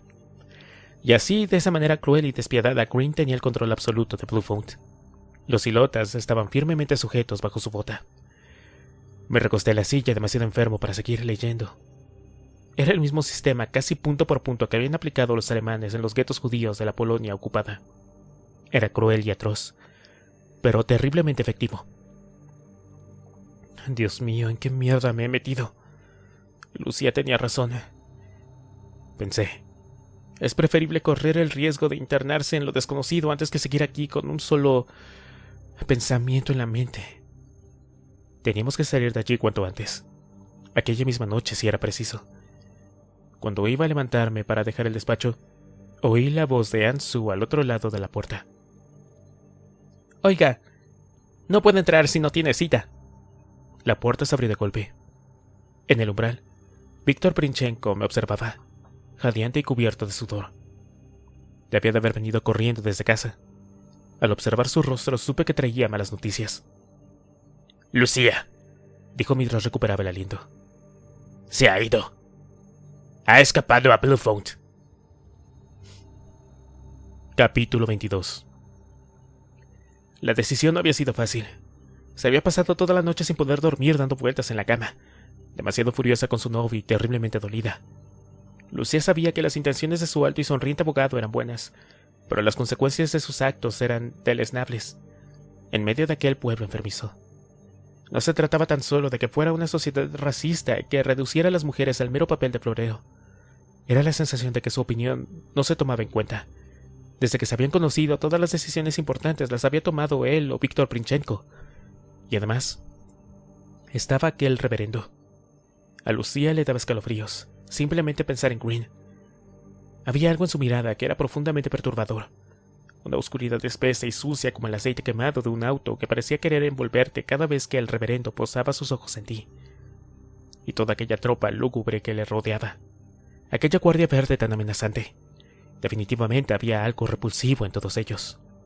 Cada vez que recordaba la discusión de la víspera, Lucía se maldecía por haber sido tan condenadamente fría. Debería haberle escuchado pacientemente, razonar con él y hacerle ver que aquel sitio estaba maldito. En vez de eso se había comportado como una reina de hielo, negándose a mirarle la cara y, para colmo, había dejado que su mal genio se desatara. En más de una ocasión aquella noche, mientras oía el rumor de la conversación en el piso de abajo, estuvo a punto de saltar de la cama, bajar corriendo a las escaleras y abrazarlo con tal fuerza que le cortara la respiración. «Te perdono», le diría. «Te quiero. Te quiero tanto que iré a cualquier lugar del mundo si tú estás allí». Pero en lugar de eso se había quedado en la cama pensando. Y la oportunidad pasó, porque su orgullo femenino herido no le permitió dar su abrazo a torcer. De repente se dio cuenta, asustada, de que al día siguiente no sabría cómo tratarlo. ¿Qué podía decir, después de las palabras que se acababan de cruzar? ¿Cómo arreglarlo? Si tan solo tuviera un argumento definitivo que le permitiera demostrar que tenía razón. Y de repente, una idea estalló en su mente con la fuerza de un neón. Un Ilota. Si hablara con uno de ellos, si viera en realidad lo dolido y triste que se sentía ser uno de ellos, entonces lo entendería todo. Al pensar en ello, la cara sonriente de Carlos Mendoza apareció flotando delante de sus ojos. Un hombre tan guapo, tan decidido y con aquella mirada de desprecio cuando aparecieron los marineros amenazándole. Una sensación de ahogo asaltó de repente a Lucía y apartó las mantas de la cama de una patada. De repente tenía calor. Mucho calor. Tenía que localizar a aquel hombre y hablar con él. Antes de que se diera cuenta se había levantado y estaba vistiéndose en silencio. Su habitación estaba en el primer piso sobre el tejado del porche, así que sería fácil salir por la ventana. En el último minuto, una vocecita dentro de su cabeza le gritó que aquello era una solemne tontería y que dejara de comportarse como una niña de 18 años con la cabeza llena de pájaros. Por entonces oyó la risotada gutural de Princhenko desde el salón riéndose de algo que le estaba contando a él. «Se están riendo de mí», pensó furiosa. «Seguro que se están partiendo de risa a mi costa». Aquel era el empujón que le faltaba. Armándose de valor, abrió la ventana y sacó una pierna. De repente se dio cuenta de que si desapareciera, sin más, les daría un susto de muerte. Eso tampoco era justo, por más que ellos estuvieran comportándose como idiotas. Así pues, volvió a entrar de nuevo y tomó una libreta que estaba en el aparador. «Me voy a Bluefoot. Espero volver pronto. No se preocupen por mí. L». Dejó la nota sobre el colchón y salió por la ventana. Caminó cuidadosamente sobre el tejado del porche hasta llegar a la esquina de la casa, donde un jazmín trepador se enrollaba en torno a una espaldera. Apoyando los pies con cuidado en los huecos, bajó lentamente hasta llegar al suelo. Una vez allí, miró a su alrededor.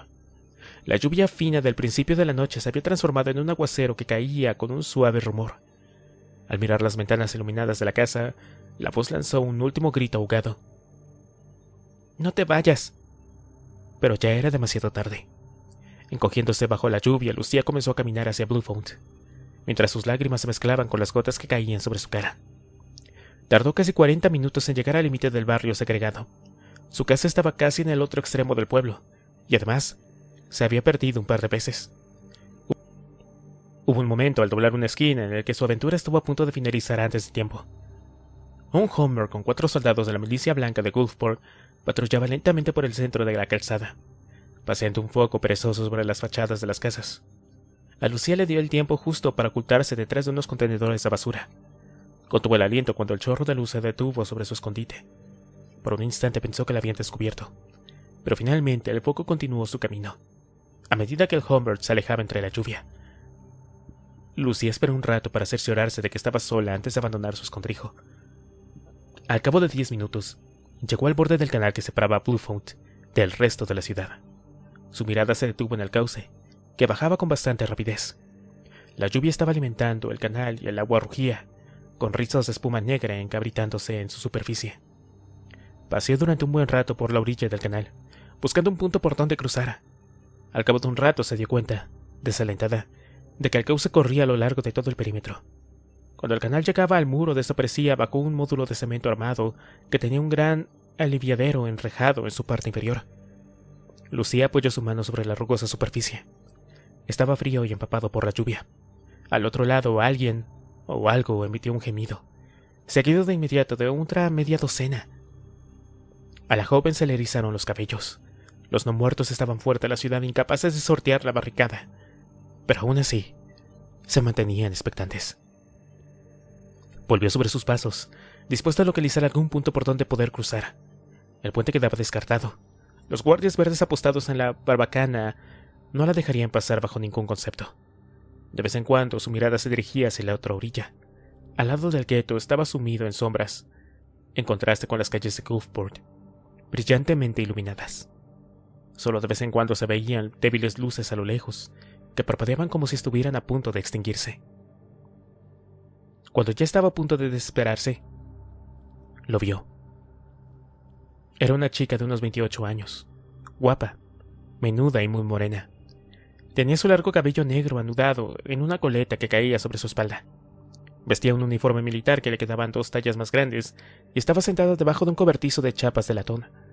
Delante de ella tenía una fogata sobre la que colgaba un gran caldero hecho en medio bidón cortado, en el que hervía agua. De vez en cuando la chica sacaba prendas de ropa de una bolsa y las introducía con un palo en el agua hirviendo. Toda aquella ropa estaba empapada de sangre reseca. «¡Hola!», gritó Lucía. La chica morena, abstraída en su labor, pareció no oírla. Cuando Lucía volvió a gritar, se levantó de un salto y miró a su alrededor, alarmada, sosteniendo el palo como si fuera un garrote. «¡Aquí! ¡En esta orilla!», exclamó Lucía agitando los brazos. La chica, al verla, pareció tranquilizarse. Se acercó hasta el borde del canal, que en su lado estaba cubierto por una alta alambrada de espino. «¿Qué quieres?», dijo sobre el rumor del agua. «¿Vendes o compras?». «Ninguna de las dos cosas», replicó Lucía confundida. «Quiero pasar ese lado del río. ¿Por dónde puedo hacerlo?». La chica morena se quedó estupefacta al escuchar a Lucía. De repente soltó una carcajada amarga. «¿Y por qué quieres pasar a este lado? ¿Te volviste loca o qué?». «Tengo que hablar con alguien que está en Bluefont». «Pues habla con tu reverendo o con los putos nazis que están en el puente. Yo no puedo ayudarte». Y se dio la vuelta dirigiéndose de nuevo al cobertizo. «No te vayas, por favor. ¿Cuál es tu nombre?». En la voz de Lucía vibraba una nota de urgencia. «Me llamo Alejandra, pero todo el mundo me llama Ale». De repente la chica se giró extrañada. «¿Cómo es que hablas español?». «Vengo de España», aclaró Lucía. «Acabo de llegar». «Pues estás muy lejos de casa, gachupina», dijo pensativa. «Pero no sé para qué carajos quieres venir de este lado. Créeme, estás mejor ahí. Tengo que hablar con un hombre llamado Carlos Mendoza. ¿Lo conoces?». «¿Qué tienes que ver tú con Gato Mendoza?». Había auténtica curiosidad en la voz de Alejandra. «Lo conocí en el Ítaca». La joven permaneció unos segundos en silencio. «¿Cómo sé que no es una trampa?», replicó Alejandra mirando hacia la oscuridad, como si en cualquier momento una tropa de guardias verdes fuera a interrumpir la conversación que se estaba llevando a cabo. Lucía pensó a toda velocidad. De repente se acordó de la conversación que había sostenido con Mendoza a bordo del petrolero. «Me dijo que si lo necesitaba alguna vez dijera que era de los justos». Al escuchar aquello, algo en la mirada de la joven pareció cambiar. «Muy propio del gato», murmuró mientras meneaba la cabeza. «Bien, sígueme». La mexicana comenzó a caminar por un lado del canal, mientras Lucía hacía lo propio por su orilla. Al cabo de un rato, Alejandra se detuvo al lado de los hierros retorcidos y oxidados de una bicicleta que se pudría lentamente en la alambrada. «Es por aquí», dijo. «Cruza». Lucía miró a su alrededor y no vio cómo hacerlo. Había pasado ya en 2 ocasiones por ese punto y nada de aquel lugar le había llamado la atención. La margen estaba totalmente desierta y el borde del canal descendía en un ángulo suave hasta el agua, que formaba remolinos alrededor de las piedras depositadas por una riada en la orilla. «¿Qué tengo que hacer?», preguntó confundida. «Fíjate bien y simplemente camina», replicó Alejandra con paciencia. Lucía caminó hasta el borde del canal, justo hasta el punto donde el agua lamía la punta de sus zapatos. Tardó unos segundos en ver una serie de tablones debajo del agua, a unos 20 centímetros de la superficie. «Es un puente vietnamita».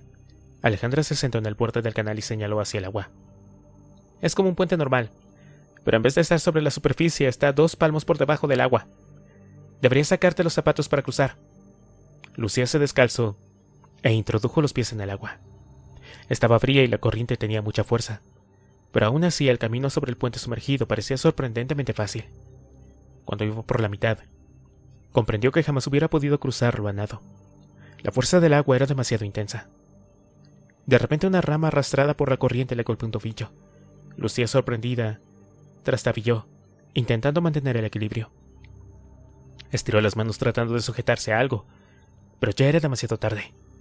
Con un sonoro chapoteo cayó al agua de cabeza. La corriente del canal la empujó contra la estructura sumergida del puente con tanta fuerza que uno de los pilotes se clavó en sus costillas. Lucía profirió un grito ahogado bajo el agua e inmediatamente se atragantó con el agua que inundó su boca. La oscuridad perdió por un momento el sentido de la orientación, y durante unos interminables segundos no supo dónde estaba la superficie. La joven notó el pánico reptando por su garganta. Si no salía rápido a la superficie, se ahogaría sin remedio. «No quiero morir así.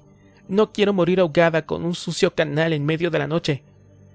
Dando una patada, se impulsó hacia la superficie. Asomó la cabeza y respiró ansiosamente, mientras tosía de manera incontrolable a causa de toda el agua sucia que había tragado. Se agarró al puente, y tras apartarse el pelo mojado de la cara, miró hacia la orilla del gueto. Para su sorpresa, la joven mexicana había desaparecido, como si se lo hubiera tragado la tierra.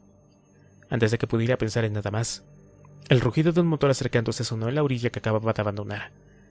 Aterrorizada, vio como un vehículo patrulla seguía el borde del canal, paseando el proyector sobre la alambrada y el cauce de agua. Estaban a menos de 500 metros. No le daría tiempo de subirse de nuevo al puente, y mucho menos llegar hasta cualquiera de las orillas. Tan solo tenía una alternativa. Inspiró profundamente, varias veces seguidas para hiperventilarse, y cuando el haz de luz estuvo a menos de 5 metros de su cabeza, se sumergió de nuevo. Los primeros 10 segundos pasaron muy lentamente. El agua estaba tan fría que notaba cómo le dolían las venas al contraerse. La corriente arrastraba toda clase de desechos que le golpeaban al pasar a su lado. Algo con una textura viscosa le rozó el rostro y Lucía estuvo a punto de dejarse llevar por el pánico. Cuando ya no pudo más, salió de nuevo a la superficie, procurando hacer el menor ruido posible. El autopatrulla se alejaba lentamente. Corriente, abajo. Le había ido de un pelo. Agotada física y emocionalmente, trató de encaramarse de nuevo al puente. Su ropa mojada parecía pesar 1 tonelada, y tuvo que realizar 3 intentos antes de poder apoyarse de rodillas en la superficie sumergida. «Oye, espabila. Volverán en menos de 3 minutos». Alejandra se había materializado de nuevo entre las sombras y le hacía gestos urgentes para que se diera prisa. Apoyando los pies con cuidado, recorrió el resto del camino. Al llegar al otro lado, escaló el terraplén hasta alcanzar la alambrada. La mexicana ya había abierto un hueco ingeniosamente oculto entre los alambres de espino, lo suficientemente grande para que Lucía se deslizara a rastras por él. En cuanto estuvo al otro lado, Alejandra saltó el resorte que mantenía abierto el hueco y la alambrada se cerró detrás de ella como si jamás hubiera existido un paso. La mexicana la observó de arriba abajo, con las manos en la cintura. Incluso con su corta estatura, su figura emanaba determinación y carácter. «Pues bienvenida al infierno. No sé qué demonios te trae por este lado, pero espero que te merezca la pena. No creo que vuelvas a cruzar este río nunca más». Capítulo 23. Bethsaida, Mississippi. 5 meses antes. «Por allí va uno. ¡Dispárale! ¡Dispárale, cabrón!» Carlos Mendoza se giró a toda velocidad siguiendo las indicaciones del chino Ceballos. Por la otra acera de la calle principal de aquel pueblo había aparecido de repente uno muerto tambaleándose. Era un hombre de unos 40 años vestido con vaqueros y una camiseta que le faltaba a un buen trozo. Sobre el pecho, cerca de la base del cuello, lucía una aparatosa herida, allí donde la habían mordido. O al menos debería estar allí. Cuando lo cierto era que la herida estaba cubierta por una masa peluda de hongos anaranjados que no dejaba ver la piel. Parte de los hongos ya se habían ramificado y trepaban ansiosamente por el cuello del sujeto hasta sus fosas nasales. El conjunto resultaba entre repulsivo e hipnótico. Cada vez resultaba más común ver a no muertos cubiertos de hongos, aunque Mendoza y su compañero no sabían qué hacer. Carlos levantó su rifle de caza como hacía siempre, mojó su dedo pulgar, lo pasó sobre el punto de mira y a continuación apuntó cuidadosamente.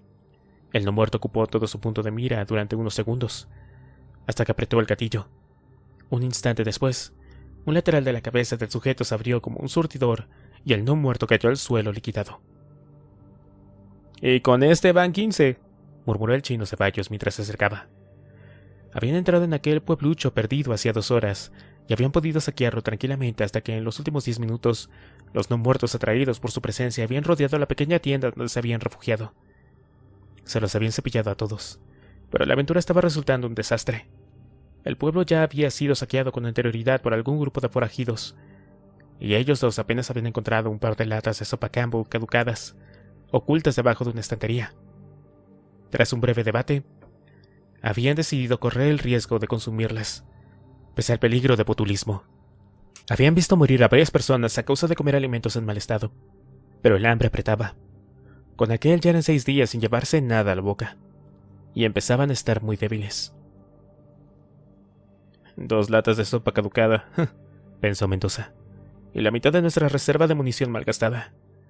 Un par de días más como este y podemos darnos por muertos. Fernando, el chino Ceballos y él llevaban más de un año juntos. No sabían cuánto tiempo había pasado de aquel lado de la frontera estadounidense, pero de lo que estaban seguros era de que en una ocasión, en esta precisa, se habían internado dentro de un territorio gringo mucho más que en cualquier incursión anterior. Su búsqueda de alimentos era cada vez más desesperada, y por otra parte, las fronteras ya no significaban nada en aquel momento. Cuando estalló la pandemia, Carlos Mendoza se enroló como voluntario en uno de los grupos armados que se dedicaba a la caza del güero, a lo largo de la frontera. Durante 3 largas semanas, grupos de civiles y voluntarios patrullaron incesantemente la frontera de México y Estados Unidos, interceptando a todos los norteamericanos que trataban de escapar del TSJ huyendo del país vecino. Disparar primero y preguntar después había sido la consigna. Y maldita sea, si se habían aplicado a conciencia. Por aquello no sirvió de nada. El TSJ triunfó y México, como el resto del mundo, se fue al carajo en un par de semanas más tarde. Mendoza, el chino Ceballos y otros 100 hombres armados se vieron de repente aislados, sin órdenes y sin una misión que cumplir. Al menos la mitad de aquellos voluntarios abandonó el grupo y se dirigió apresuradamente hacia sus casas, para proteger lo suyo, aunque muchos sabían que su fuero interno, que ya era demasiado tarde. Otros pensaron que separarse en aquella situación era un suicidio. Por último, algunos como Carlos Mendoza no se fueron porque sencillamente no tenían otro sitio mejor a donde ir. Los 50 cazadores de güeros pasaron los siguientes meses recorriendo la frontera, tratando de sobrevivir entre hordas de muertos que la acosaban de un lado a otro. Poco a poco se fueron quedando sin munición, vehículos y alimentos. A medida que pasaban los días eran cada vez menos. Y en aquel momento tan solo quedaban ellos 2. «Esta sopa tampoco está tan mala», comentaba el chino Ceballos, mientras sorbía ruidosamente una cucharada. «Creo que voy a... Oye, cabrón, ¿a dónde vas?» Mendoza saltó hacia atrás justo cuando la ventana situada sobre su cabeza explotó hacia adentro de una lluvia de cristales rotos y astillas de madera. Un hombre enorme, cubierto de sangre coagulada, intentaba entrar por el hueco mientras gemía de forma ininteligible. Al mismo tiempo, 2 mujeres y una niña habían aparecido de golpe por la puerta trasera, y un ruido en el porche delantero les advertía de que 1 o más no muertos se acercaban por esa dirección. «Es una encerrona», Mendoza se maldijo a sí mismo por haberse descuidado de esa manera. Mientras calentaban aquellas malditas latas de sopa, un grupo de no muertos habían rodeado la casa. El chino desenfundó su arma y voló la cabeza del hombre de la ventana con la frialdad de un profesional. Antes del apocalipsis había sido un pistolero del cártel de Tijuana. A continuación se volvió a pasar frente a las mujeres que ya se tambaleaban en medio de la habitación. Una de ellas había pisado la hoguera donde habían estado calentando la sopa, y las llamas le consumían la pierna derecha, cubierta de hilachas de hongos, pero no parecía ni darse cuenta de ello. El chino Ceballos disparó con rapidez 3 veces, antes de que su bereta se quedara atascada. ¡Chinga tu madre!, maldijo mientras trataba de correr el percutor. Aquellas fueron sus últimas palabras. 2 o 3 no muertos introdujeron sus brazos por la ventana que habían destrozado el corto y sujetaron al chino Ceballos por la espalda. Antes de que Mendoza pudiera hacer nada, contempló aterrado cómo el cuerpo de su compañero desaparecía por el hueco. Un alarido ahogado seguido de un ruido sordo, como de un trapo empapado cayendo al suelo, y las piernas del chino dejaron de moverse, mientras una mancha oscura y húmeda se extendía por su entrepierna. Carlos Mendoza no tuvo demasiado tiempo para entretenerse meditando sobre la suerte del antiguo pistolero, porque tenía sus propios problemas. Había disparado los 2 últimos cartuchos de la escopeta de corredera contra uno muerto que asomaba por la ventana, y mientras tanto, la única mujer superviviente, aquella a la que le estaba ardiendo una pierna, se la había echado prácticamente encima. Mendoza sujetó la Mossberg como una masa y de un golpe seco abrió la cabeza de la mujer con un ruido sordo. Cerró los ojos instintivamente, un segundo antes del impacto, para evitar que las salpicaduras le impregnaran las pupilas. 2 meses antes, uno de los últimos compañeros se había infectado así, y se habían visto obligados a rematarlo sobre la marcha, pese a sus súplicas. Notó como un chorretón de sangre fría y pastosa le salpicaba la cara. Un par de grumos resbalaron sobre su nariz, deslizándose lentamente. Carlos cerró la boca con fuerza y expiró aire. tratando de mantener despejadas las fosas nasales. El pánico la asaltó, con una sensación fría que encogió sus testículos del tamaño de 2 canicas. Si dejaba que aquella sangre podrida entrara en contacto con alguna de sus mucosas, estaba listo. Pero para evitarlo, tenía que permanecer con los ojos totalmente cerrados, en medio del carnaval de no muertos, locos del pueblo sin nombre, al menos hasta que fuera capaz de limpiar por completo toda aquella miasma contaminada. Un plan horrible. Cojenudo Carlitos peleando a ciegas con 3 de estos podridos, sin poder abrir los ojos ni respirar. ¿Puedes chingarte un poco más? ¿Eh?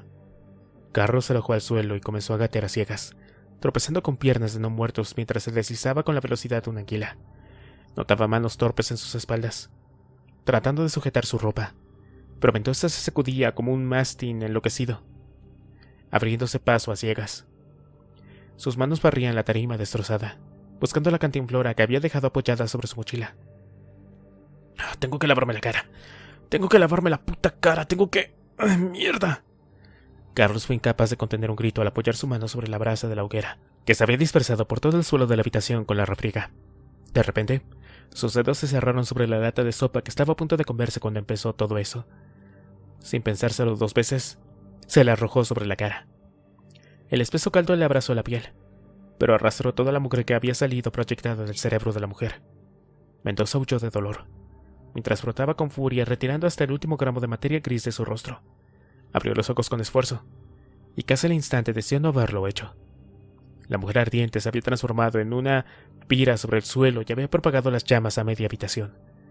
Un par de brasas de la hoguera habían salido disparadas contra un montón de periódicos viejos apilados, y aquel montón de papel apolillado se habían encendido como la yesca, llenando la sala de humo, mientras las llamaradas lamían el techo de madera. «Esto va a arder hasta los cimientos», pensó con furia mientras la cara no dejaba de latirle, adolorida y achicharrada. Retrocedió hasta la salida, retorciéndose de dolor. En medio del humo, tropezó con una figura. Mendoza le dio un empujón y aquella cosa cayó hacia atrás con un gruñido. Un destello de claridad le indicó la dirección de la puerta. Iba a conseguirlo. «Bien, aquí voy», fue tan solo por un segundo. Si se hubiera asomado un segundo antes, aquel no muerto, que atendía el nombre de Charles Richmond cuando aún estaba vivo, un viejo encantador cariñoso con los pocos niños del pueblo, veterano de la guerra de Corea y estrella de bronce, habría estado demasiado lejos, y un segundo después el de no muerto ya se habría alejado, huyendo de las llamas. Sin embargo, Carlos Mendoza asomó su cabeza enrojecida de la casa justo en aquel instante, y el señor Richmond, aunque ya no era él ni de lejos, el viejo señor Richmond, le dio una profunda dentellada en el hombro con los pocos dientes que le quedaban. «Carlos», gritó, en una mezcla de dolor, miedo y furia, sujetando al viejo señor Richmond por los hombros. Lo levantó y lo arrojó dentro de la tienda en llamas.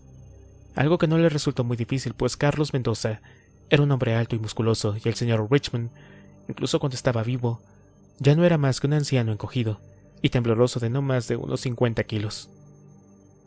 El mexicano se volvió para estudiar su herida. Era una incisión pequeña, pero profunda. Uno de los dientes medio podridos del señor Richmond se había quedado incrustado en la piel de Mendoza, clavado profundamente en su carne. Tiró de él hasta que lo sacó y lo arrojó al suelo. «Mierda. Estoy acabado. Es el fin». Carlos Mendoza, el hombre que había sobrevivido al resto de sus compañeros, se derrumbó sobre el polvo de la calle. Estaba exhausto y además estaba condenado. Que acabasen con él cuanto antes. Sería mucho más piadoso que levantarse al cabo de un rato convertido en una de esas cosas. La madera de la casa ardiente crepitaba a medida que las llamas la iban devorando. De vez en cuando sonaban pequeñas explosiones, como disparos, cuando los nudos resinosos del piso eran consumidos por el fuego. Aquellos petardazos punteaban el sueño de Carlos, a medida que se iba deslizando hacia la inconsciencia. Petardazos como disparos. No, no como disparos. Eran disparos. Carlos Mendoza trató de incorporarse, pero estaba demasiado débil. De repente, una sombra se proyectó en su cara. Uno muerto le contemplaba a contraluz, listo para abalanzarse contra él. Mierda. Está bien. Acaba con todo esto de una maldita vez. De repente, el no muerto se inclinó sobre él, palpó todo su cuerpo y chasqueó la lengua. Cuando Mendoza pensaba que aquello no podía ser más sorprendente, el no muerto levantó la cabeza y gritó: «Oigan, aquí hay uno vivo». «Ha salido de esa casa en llamas, mierda», dijo otra voz. «Y no solo eso», replicó la primera mientras se acercaba una cantinflora llena de un líquido espeso a la boca del mexicano. «Toda la calle está llena de no muertos reventados. Este cabrón vende muy cara su vida». «Sus vidas, querrás decir», replicó el otro con voz jocosa. «Si ha sobrevivido a esto, tiene más vidas que un gato». Capítulo 24. Mendoza se incorporó de golpe en su camastro empapado de sudor. Por unos instantes fue incapaz de orientarse mientras su mente se desprendía de las últimas telarañas del sueño. «Otra vez. He vuelto a soñar con eso otra vez». Se levantó y con cuidado de no pisar a nadie se acercó hasta el barreñero lleno de agua. Todas las noches desde el día que había llegado a Gulfport, la escena del día en que había sido rescatado le asaltaba en sueños. El mexicano sumergió la cabeza en el barreño y después levantó la cabeza de golpe, proyectando su pelo hacia atrás. «Es un sueño. Un maldito recuerdo que vuelve una y otra vez». No había pasado ni una noche desde que había llegado a Bluefoot sin que el recuerdo del día en que una patrulla errante de hilotas le había encontrado agonizando asaltara su mente. Era su monstruo particular, su sombra del pecado. «Y me acompañará mientras viva. Cuanto más lo acepte, mejor».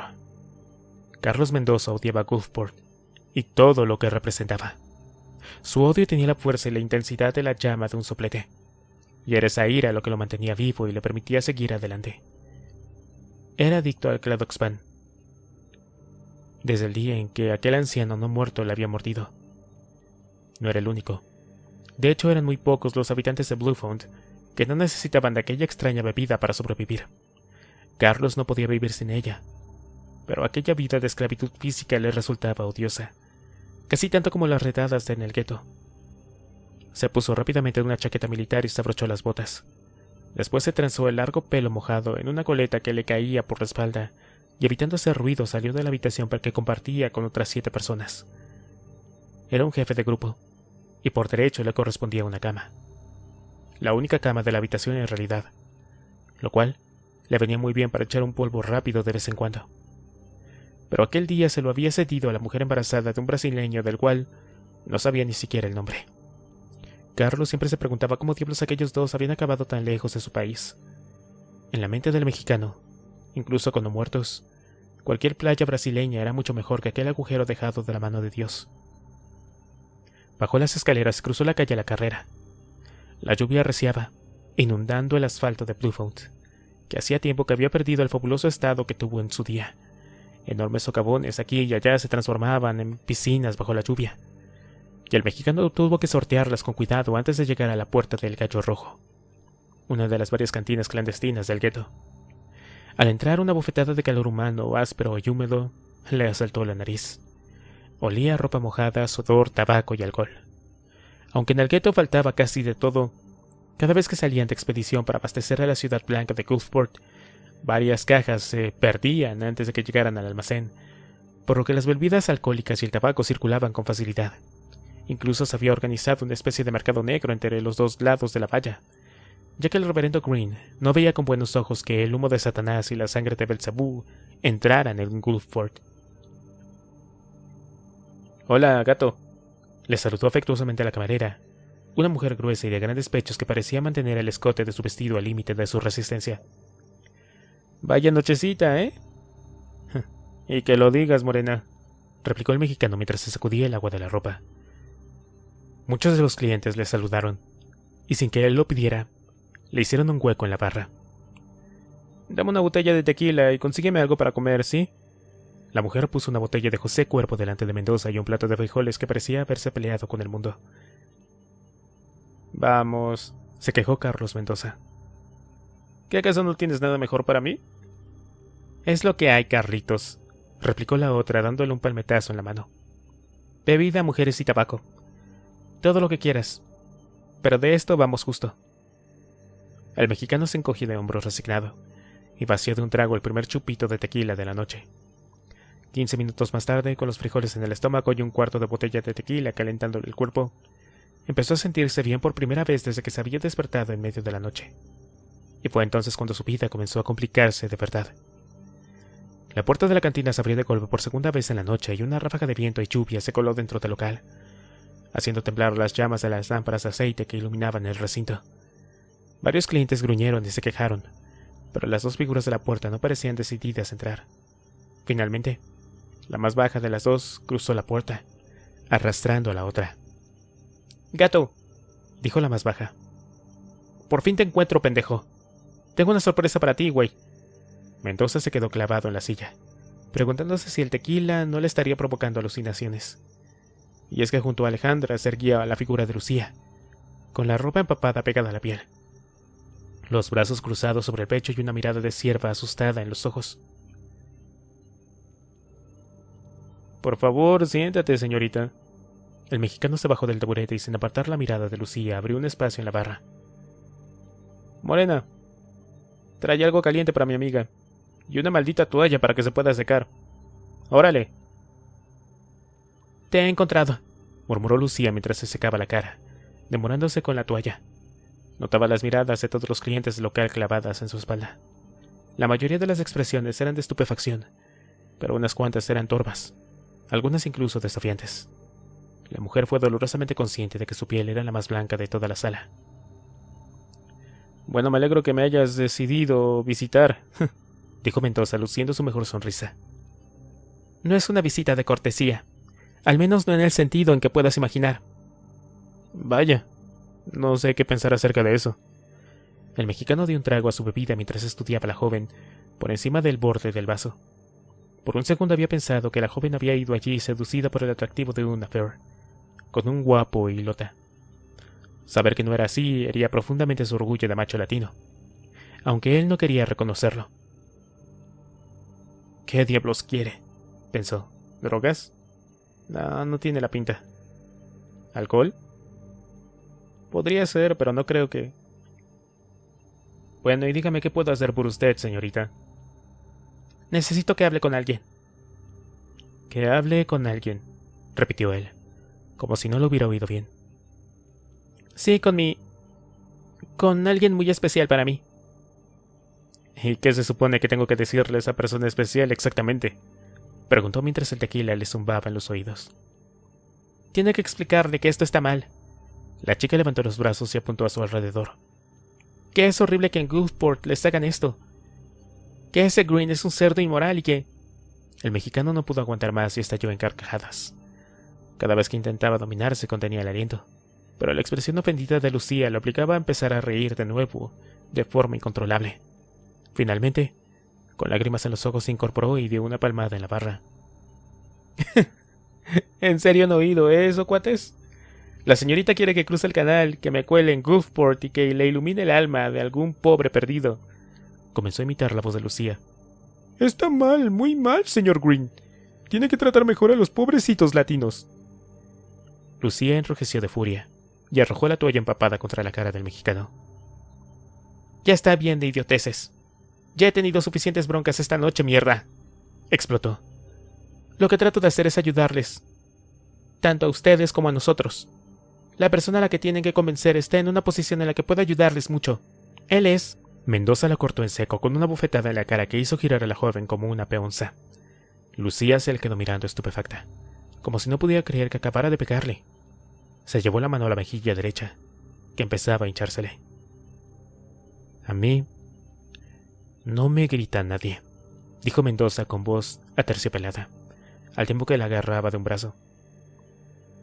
«Y menos una gachupina llegada del otro lado del canal que no sabe ni siquiera en qué clase de infierno se está metiendo».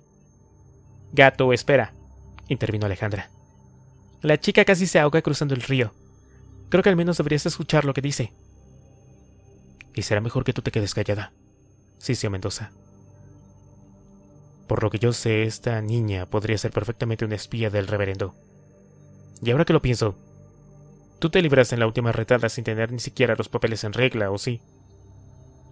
«No soy una espía», gritó Lucía indignada. «¿Acaso me estás llamando traidora, pinche cabrón?». La cara de Alejandra parecía lanzar llamaradas. Carlos Mendoza levantó las manos dando un paso hacia atrás. De una en una, señoritas, de una en una. Un coro de carcajadas alcohólicas punteó la frase mientras la pequeña mexicana apretaba los puños impotente. Muchachos, lleven a la gachupina a la bodega mientras discutimos qué hacer con ella. Y tú vete a lavar los trapos, ¿sí? ¿Qué es lo tuyo? Ándale, pues. Aterrada, Lucía sintió como un chicano y un tipo de color la arrastraban hasta una trampilla sucia que estaba escondida debajo de una alfombra. Mientras la introducían en la bodega, pudo ver que Alejandra era expulsada del local. La mexicana lanzaba maldiciones y patadas a diestra y siniestra, mientras un tipo musculoso la sacaba en voladas. La trampilla se cerró de golpe sobre su cabeza y Lucía se quedó envuelta en tinieblas. Oyó como alguien arrastraba algo pesado sobre la alfombra. Al cabo de un rato, el rumor del bar recuperó su tono habitual, con entrechocar de vasos, gritos y carcajadas. Apenada, la joven se hizo un ovillo entre dos montañas de cajas y empezó a llorar en silencio. Se maldecía por haber sido tan estúpida y haber confiado a ciegas en un tipo con el que solo había cruzado 4 palabras. Pero sobre todo sentía miedo. Un miedo que ni siquiera había sentido cuando estaba tratando de sobrevivir entre los no muertos.